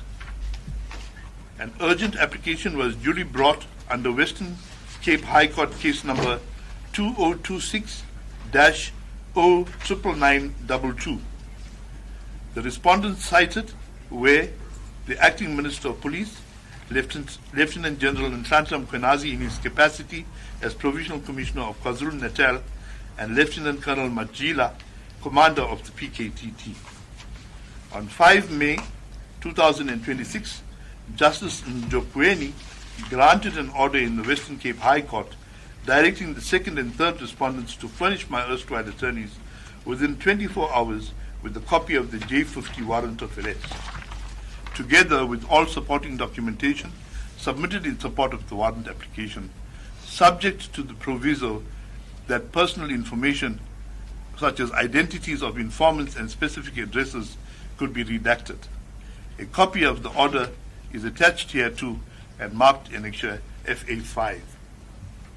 In paragraph 12, on the very same day and before the respondents had complied or even begun to comply with the court order, I was arrested at my parliamentary residence in Pelican Park. I was conveyed to Cape Town Central Police Station, where I was served with the SAP 14A Notice of Rights attached hereto and marked annexure FA6. It was only at this point that I was shown the J50 warrant of arrest for the first time. I record too that the address reflected on the warrant documentation is 33 Annette Drive, Montrose Park, Mitchell's Plain, a property at which I have not resided for approximately 15 years. This further demonstrates the unreliability of the investigating officer's submissions regarding my address. I respectfully submit that the failure by the respondents to comply with the High Court order of Justice 𝐬𝐮𝐬𝐽𝐿 prior to effecting my arrest is a matter of serious constitutional and legal concern. It is directly relevant to this Honourable Court's assessment of the bona fides of the investigating authorities and consequently to the question of whether the interests of justice required by my continued detention. I further draw this Honourable Court's attention to the supporting documentation placed before the magistrate in support of the warrant application, in which the investigating officer stated that I could not be arrested in the normal way because more people will know about it and might alert him. The investigating officer's stated basis for classifying me as a flight risk was threefold. One, that I have a number of addresses. Two, that those addresses are spread across distant provinces, making me difficult to locate. And three, that he was uncertain whether I had remained a member of parliament. Each of these contentions is factually incorrect and without evidential foundation. I address them comprehensively in the flight risk assessment below. Residential address, paragraph 15. My primary residential address is 24 Wembley Drive, London Village, Mitchell's Plain, Western Cape. This property was purchased by my wife and has been our family home since 27 February 2026, approximately 3 months ago. Prior to this, our family resided at 66 Coronhoff Street, Westridge, Mitchell's Plain. The current property is bonded. A copy of the title deed registration is attached hereto and marked as annexure FA7. My alternative address is Unit 23, ERF 1219, Buck Road, Pelican Park, Cape Town, Western Cape, being my parliamentary resident allocated to me as a member of parliament. Confirmation of my parliamentary village allocation is attached here to marked annexure FA8. Paragraph 17, crucially, it was at this parliamentary address that I was arrested, which is itself compelling evidence that I am neither a flight risk nor difficult to locate. Prior to my arrest, I participated in multiple media briefings in which I publicly declared my willingness to surrender myself. I cooperated fully upon arrest, walking voluntarily with the arresting officers uncuffed to the police vehicle. Paragraph 18.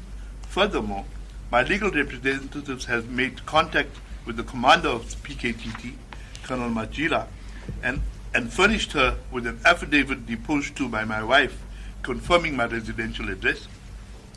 That affidavit is attached here to marked annexure FA9. His personal circumstances and marital status.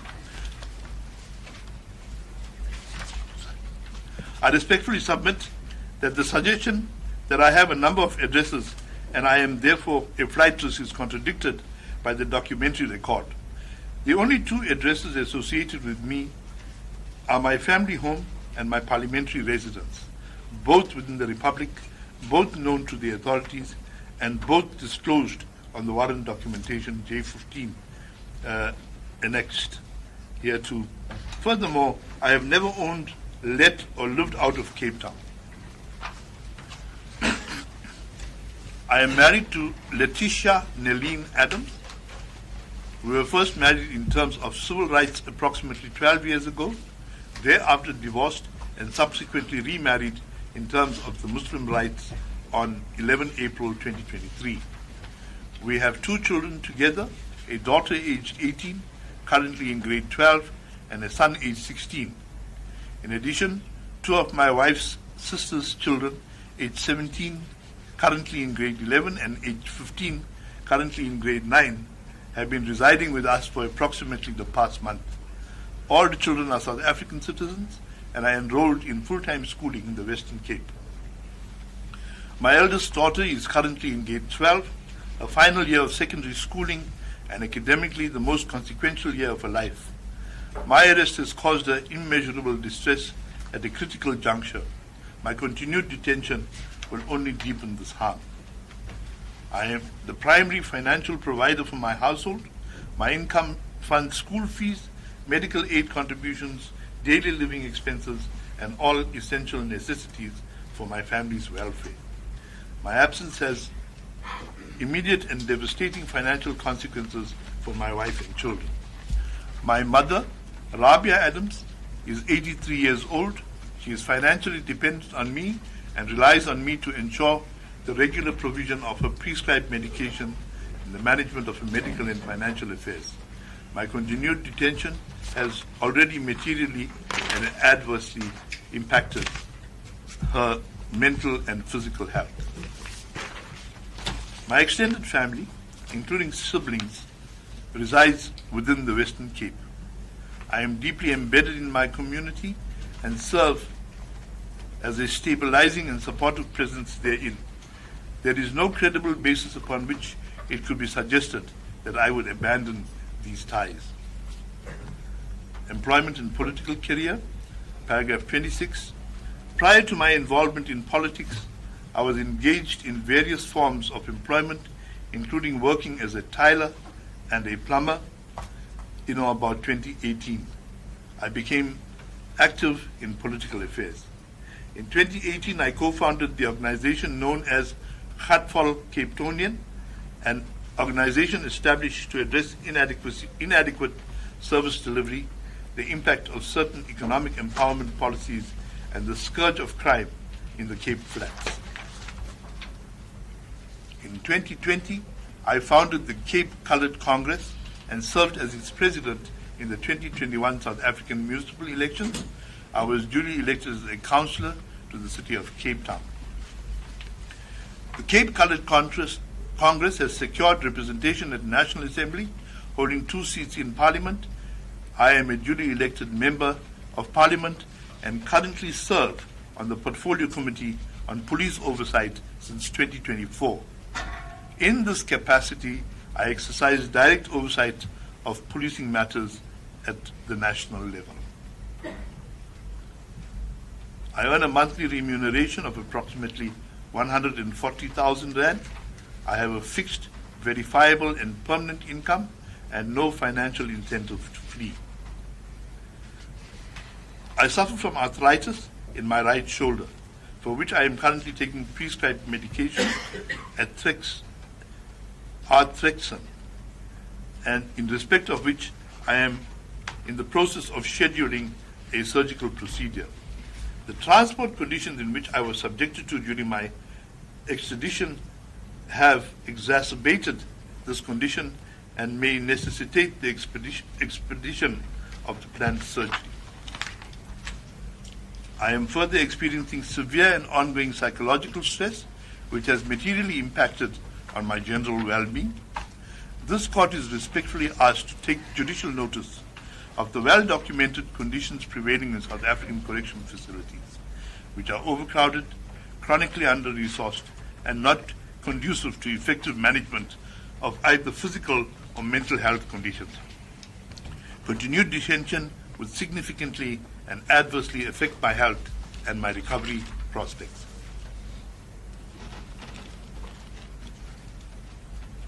Assets, paragraph 35.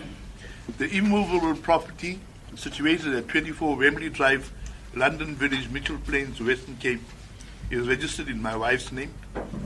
The bond obligations in respect of this property are met by my wife from the spousal benefit she receives from me. I do not hold any movable property or other significant assets in my own name. My ongoing financial obligations to my wife and family within the Republic, including the funding of the bond repayments, constitute substantial and tangible ties to this jurisdiction. Travel documentation. I hold a South African passport. I record for this Honourable Court's express consideration that I have never travelled abroad. My passport bears no entry or exit stamps of any description and reflects no international travel whatsoever. This fact conclusively and demonstrably negates any suggestion that I possess the means, the connections, or the inclination to flee the Republic. I am prepared to surrender it unconditionally to the investigating officer or to deposit it with the clerk of court forthwith my release. The charges and the applicant's response thereto. I am informed that I face the following charges, to which I plead not guilty. 2 counts of defeating or obstructing the course of justice in contravention of common law, and 3 counts of fraud in contravention of the common law. The state alleges in substance that on about 2 November 2024 and 24 January 2025, I attended Westville Prison Correctional Center and conducted separate interviews with 2 awaiting trial inmates, one of whom was in custody in connection with the 𝐬𝐮𝐬𝐜𝐫𝐢𝐛𝐬𝐜𝐫𝐢𝐻 murder matter, and the other in custody in respect of a partly heard matter. The state further alleges that I misrepresented myself to officials of the South African Police Service, the 𝐼ThQuini Metropolitan Police, and the Westville Prison or Correctional Services as being present in an official capacity. That on the strength of this alleged misrepresentation, official escorts were arranged for myself from 𝐾𝐨𝐧'𝐭 International Airport to the correctional facility and back. That I engaged with the inmates without the authorization of the investigating team or the legal representation of the inmates. And that I was not officially mandated by parliaments to conduct these visits. I deny each and every allegation made against me in the strongest possible terms and plead not guilty to all 5 counts. Without derogating from the generality of this denial, I record the following in brief. As a Member of Parliament serving on the Portfolio Committee on Public Oversight, my engagement with matters of a policing and correctional services nature falls squarely within the purview of my parliamentary functions. The visits to Westville Correctional Services were conducted in this context, and I did not misrepresent my identity or my status. I attended in my capacity as a Member of Parliament and was received as such. The state's allegation that I was not officially mandated by Parliament to conduct these visits fundamentally mischaracterizes the nature and the scope of the parliamentary oversight functions. Members of Parliament are not required to obtain specific mandate for each and every engagement conducted in pursuance of their oversight responsibilities. The suggestion to the contrary reflects a misunderstanding of the constitutional and legislative framework governing parliamentary conduct. The charges of fraud are denied. No false representations were made with the intention to defraud, and no person suffered any prejudice as a result of my conduct. The elements of the offence of fraud are not satisfied on any version of the facts. I have been afforded no proper opportunity to consult my legal representatives in preparation of a comprehensive response to the charge. My right to a fair trial, enshrined in Section 35(3) of the Constitution, demanded that I be released on bail so as to enable a meaningful legal consultation and a proper preparation of my defense. Paragraph 41. I am advised and respectfully submit that the charges preferred against me properly fall within the ambit of Schedule 1 of the Criminal Procedure Act 51 of 1977 and do not constitute Schedule 5 offences. The charges of fraud and defeating or obstructing the course of justice as formulated on the facts alleged by the state do not meet the threshold required for the classification as Schedule 5 offences, and I accordingly challenge the state's characterization. Your Worship, I believe that that paragraph has been overtaken by the event as they've unfolded.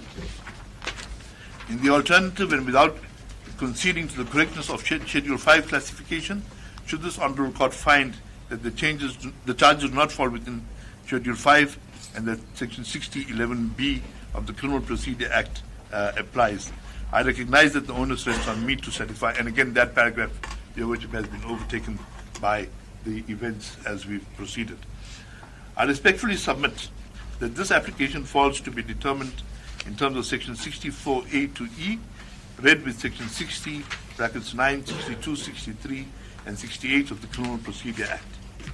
Section 60, brackets 1 of the Criminal Procedure Act affirms that an accused person is entitled to release on bail at any stage preceding sentence if the court is satisfied that the interests of justice so permit. Section 35(1)(f) of the Constitution of the Republic of South Africa, 1996, further entrenches every arrested person's right to be released from detention if the interests of justice permit, subject to reasonable conditions. The presumption of innocence is a foundational constitutional imperative which must inform every aspect of this court's analysis. I respectfully submit that the interests of justice emphatically require my release on bail, and that given the totality of the circumstances, my continued detention is neither warranted nor proportionate.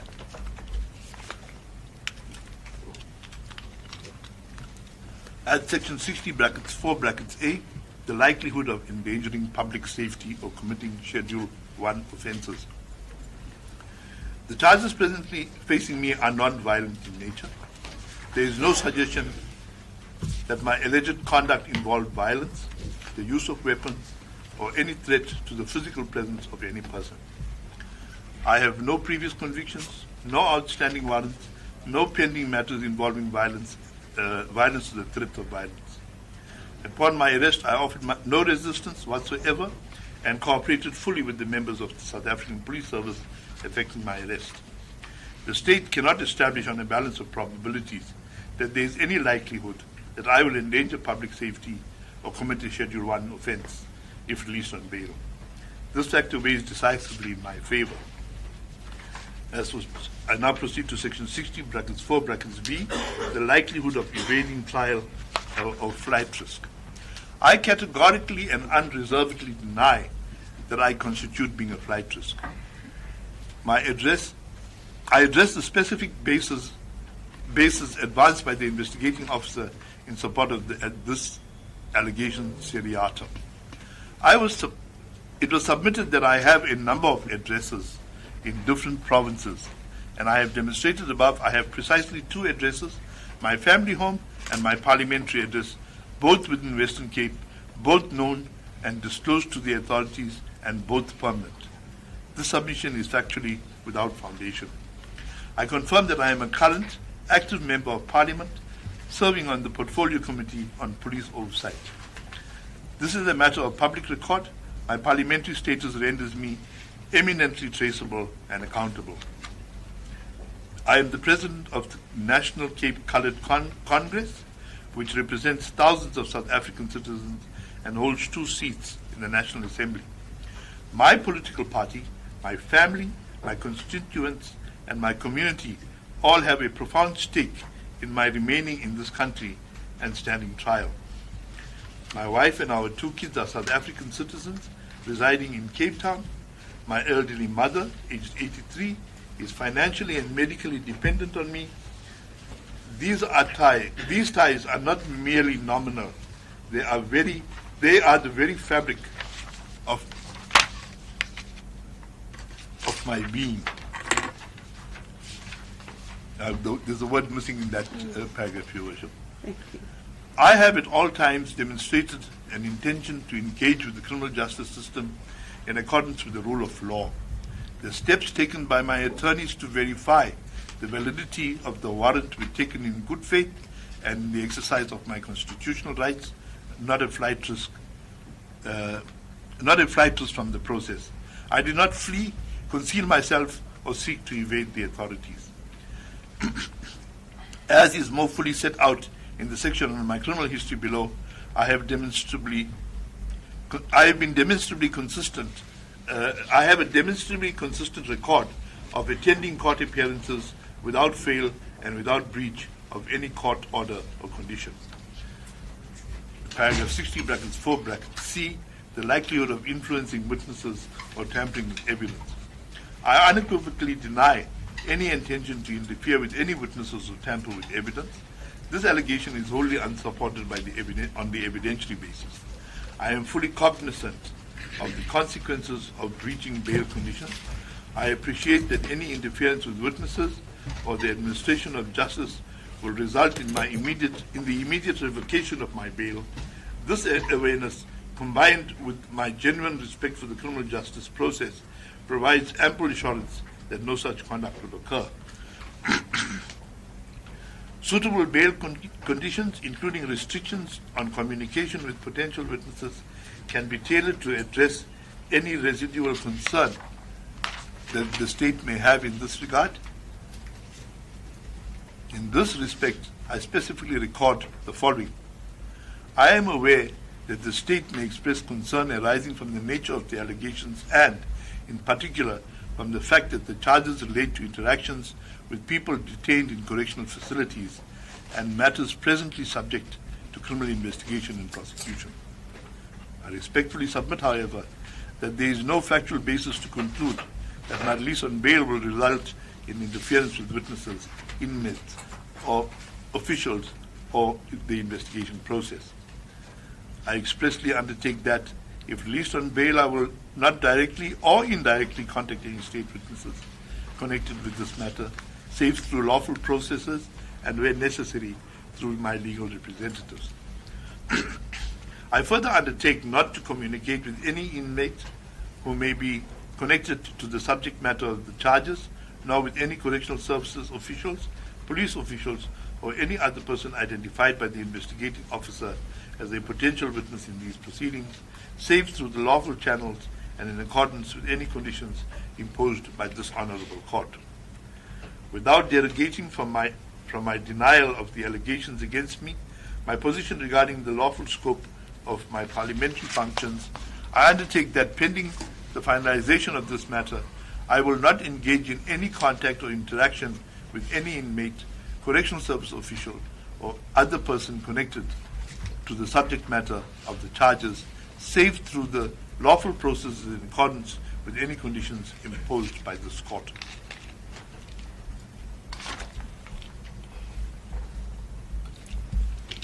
I respectfully submit that any residual concern the state may have regarding the possible interference can adequately and appropriately be addressed through carefully tailored bail conditions. I expressly record my willingness to abide by any reasonable condition imposed by this court, directed at safeguarding the integrity of the investigation or the administration of justice. I have acted openly and through lawful channels. I cooperated fully with the authorities upon arrest, have not sought to conceal my whereabouts, and remain committed to participating in the legal process and complying strictly with all bail conditions imposed by this honorable court. In terms of section 60, brackets 4, brackets D of the Criminal Procedure Act, the likelihood of undermining or jeopardizing the objectives of the criminal justice system. There is no evidence, whether direct or circumstantial, that my release on bail will undermine or jeopardize the proper functioning of the criminal justice system. I have consistently demonstrated deference to legal processes, and my past conduct is the most reliable indicator of my future behavior. On the contrary, I submit that the manner in which my arrest was concluded, including the failure to comply with the High Court order of Justice 𝐬𝐿𝐵𝐿, the clandestine approach adopted by the PKTT, the use of my former addresses on a warrant documentation, and the treatment of Mrs. Brown's family raises serious concern about the conduct of the investigating officer and the integrity of the process itself. add paragraph 60, brackets 4, brackets E, the likelihood of disturbing the public order or undermining the public peace. My release on bail will not disturb the public order or occasion public unrest. There is no factual or evidentiary basis upon which the state can assert otherwise. I respectfully submit that there is no factual basis upon which it can reasonably be concluded that my release on bail, subject to appropriate conditions, would disturb the public order or undermine public peace. Prejudice likely to be suffered by the applicant. The prejudice that I will suffer if bail is denied is substantial, multidimensional, and in several respects irreversible. As a sitting member of Parliament, my continued detention directly impairs my ability to perform my constitutional and legislative duties, including participation in parliamentary sittings, committee work, and the representation of my constituents. This constitutes a direct infringement of the democratic mandate entrusted to me. The financial prejudice to my family has been addressed above. The harm to my daughter in a metric care, to my elderly and ailing mother, my minor children, and foster children is real, pressing, and not capable of subsequent repair. My shoulder condition requires surgical intervention as a matter of urgency. Detention in a correctional service will impede access, and appropriate medical care will cause my condition to deteriorate in the absence of medical care. The preparation of my defense in these proceedings is a constitutionally protected right. My continued incarceration will severely hamper meaningful consultation with my legal team, thereby prejudicing my right to a fair trial. In terms of Section 60, bracket 9, balancing of interests, Section 60, bracket 9 of the Criminal Procedure Act requires this Honourable Court to weigh the interests of justice, including the state's interest in ensuring that I stand trial against my right to personal freedom and the presumption of innocence to which I am constitutionally entitled as an accused person who has not been convicted of any offence yet. The state's interest is properly and adequately served by appropriate bail conditions, including the surrender of my passport, reporting conditions, prohibition on contact with witnesses, and any other conditions this Honourable Court deems appropriate. I am a husband, father, brother, son, community leader, and elected representative of the people of South Africa. I am deeply and irrevocably anchored to this country. The imposition of suitable bail conditions will adequately protect the administration of justice while vindicating my constitutional rights. I have no previous convictions, no outstanding warrants of arrest, and no protection orders against me. I was previously charged before Bishop Lavis Magistrates Court under case number 175 of 8/2019. The charge was criminal injuria, intimidation, and assault arriving from social media posts. The state elected to decline to prosecute this matter, and it was formally withdrawn on 12 September 2019. A copy of the relevant documentation is attached hereto and marked annexure FA10. A further matter was registered under Cape Town Central CAS 311 of 3/2024, being court case number 13/0345/2025 for criminal injuria. In that matter, I voluntarily presented myself to the Cape Town Police, was issued with the SAP 496, that is a warning to appear, and complied diligently with every court appearance. The matter was subsequently withdrawn on 19 February 2026. Copies of the SAPS 496 and the endorsed charge sheet are attached hereto and marked annexure FA11 and FA12 respectively. I respectively draw this court's attention to the J15 charge sheet, which reflects my address as 66 Corenhoff Street to Westridge, confirming that I have not maintained multiple secretive addresses and directly undermining the investigating officer's assertions that I am a flightless by virtue of having numerous undisclosed addresses. In neither of the foregoing matters did I fail to appear in court, breach my bail condition, or in any way demonstrate disrespect or non-compliance with the criminal justice process. The state's own assessment and admission against interest. I respectfully submit that the objective circumstances surrounding my arrest, including the communications exchanged prior thereto, demonstrate that the authorities were aware of my willingness to cooperate with the criminal justice process and to make myself available if required. I respectfully submit that it is consistent with my conduct throughout and inconsistent with any intention to evade the process of the court. I further respectfully submit, notwithstanding the concerns raised by my legal representatives regarding the manner in which the process unfolded. I have acted openly and through lawful channels at all material times. My attorneys made inquiries concerning the existence of a warrant of arrest, conveyed my willingness to present myself to the authorities, and sought clarity regarding the applicable process. I have never concealed my whereabouts, attempted to leave the Republic, or acted in a manner calculated to frustrate the investigation or administration of justice. I respectfully submit that the totality of my personal, professional, and financial and familial circumstances, read together with my established history of cooperation with legal processes and court attendance, demonstrates that the interests of justice permit my release on appropriate bail conditions pending the finalization of this matter. In conclusion, having regard to all of the aforegoing, I respectfully submit that I do not pose a danger to the public or any individual, that I am not a flight risk as demonstrated by my settled personal circumstances, my strong community and family ties, my parliamentary status, and my consistent history of court attendance. There is no reasonable likelihood that I will interfere with the witnesses or tamper with evidence. My release on bail will not undermine the criminal justice system or disturb the public order. I have and will continue to cooperate fully with the criminal justice process, and the interests of justice unambiguously favor my release on bail subject to appropriate conditions.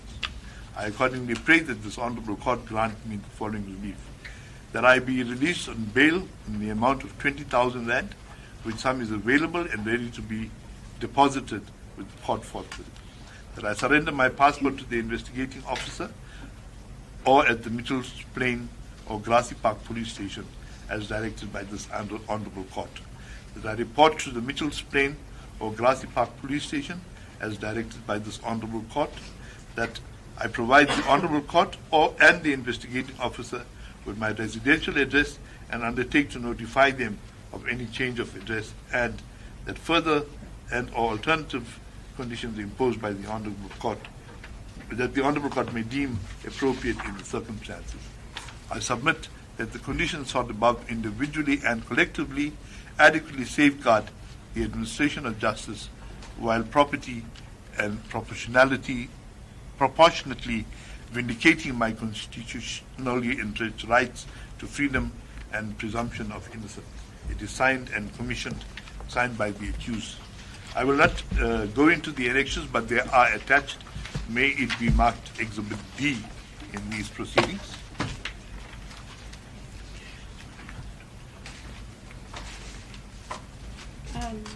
Your Worship, my client... You had made mention of the supplementary affidavit. I will proceed to read it now. Yes. My instructing attorney tells me that the client wishes to give him an instruction. Yes, sir.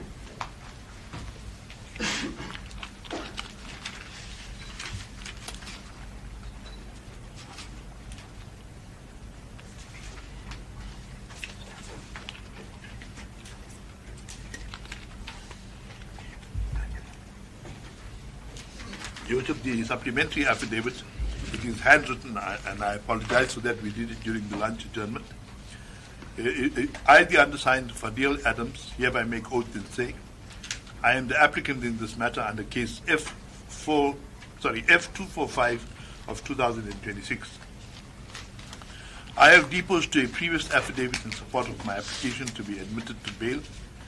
On the morning of May 13, 2026, being the morning of my bail application, I received the affidavit deposed to by Detective Sergeant Mavula, the investigating officer in my matter.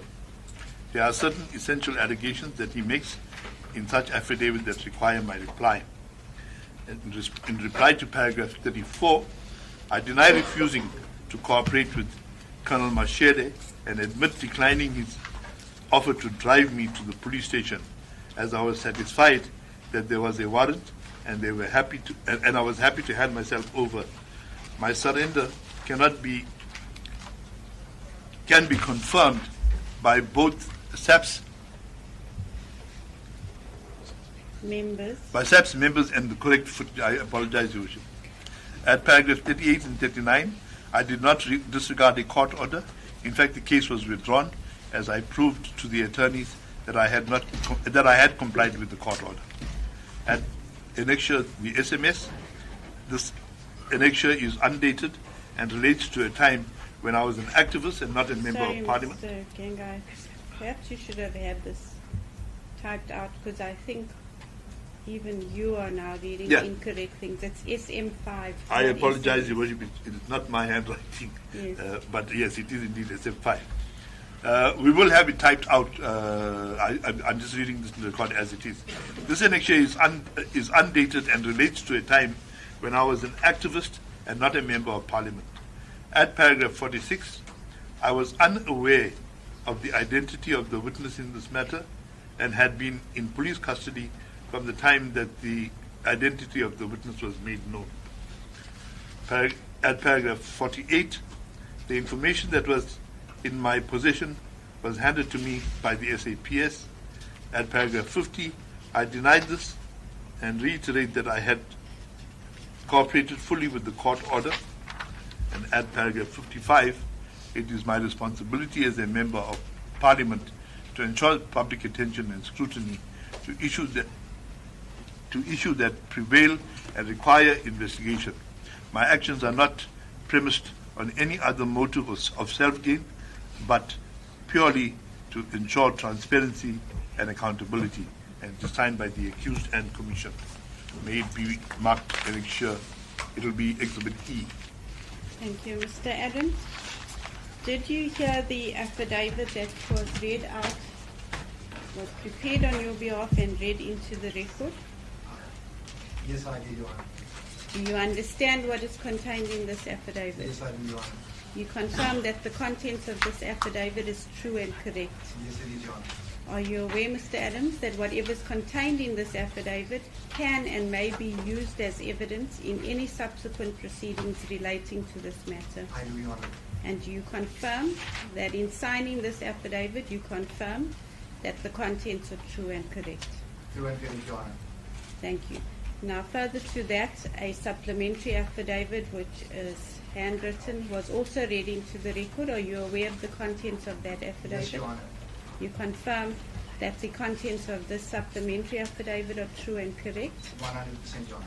You're also aware, sir, that whatever is contained in the supplementary affidavit can and may be used as evidence in any subsequent proceedings relating to this Yes, I do, Your matter? Honor. You confirm that in signing the affidavit, you are admitting that the contents thereof is true and correct? Yes, Your Honor. Thank you.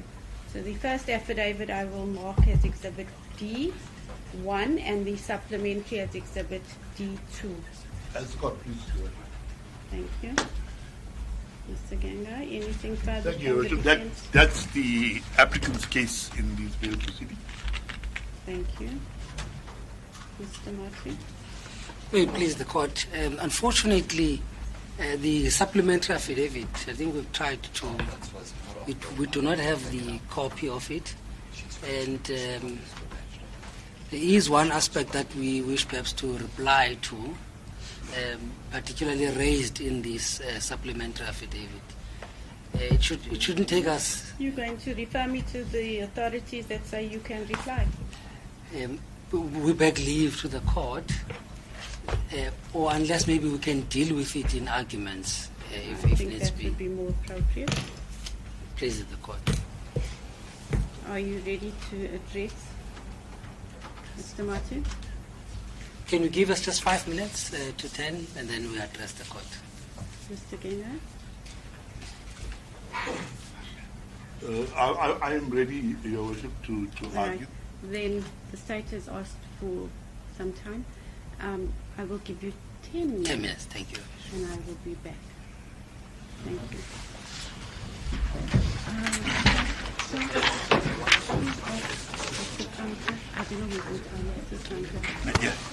commencing because I see the timing is 2 hours. And I'm going to use that instructions. The one with the instructions. I see them there. Okay, I will go. No. I took both copies out to the, sorry.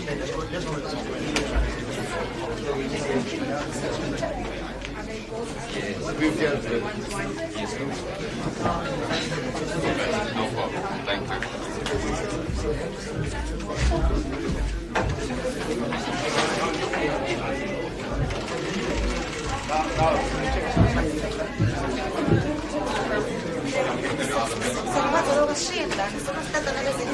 Asishiya.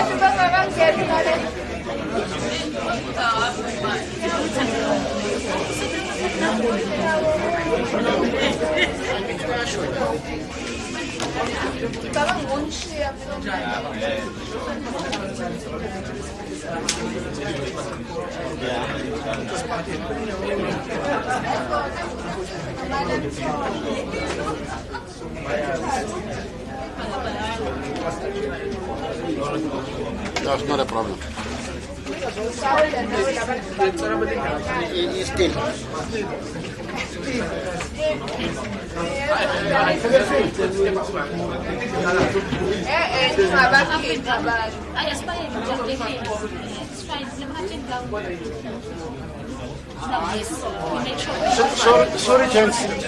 Sorry, gents. Can you switch off? There's just one postponement that the magistrate. You remember the matter that was stood down? They couldn't do it in another court now. We are going to switch off, postpone the matter, and then we can. Your Worship, we're all going to earn our salaries today.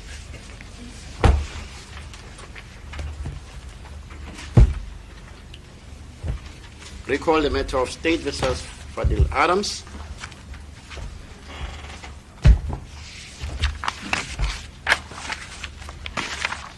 We wish to thank the court for the indulgence of the 10 minutes with 3 minds, legal minds, having to discuss how to craft a judgment, or rather an argument can take more than that. However,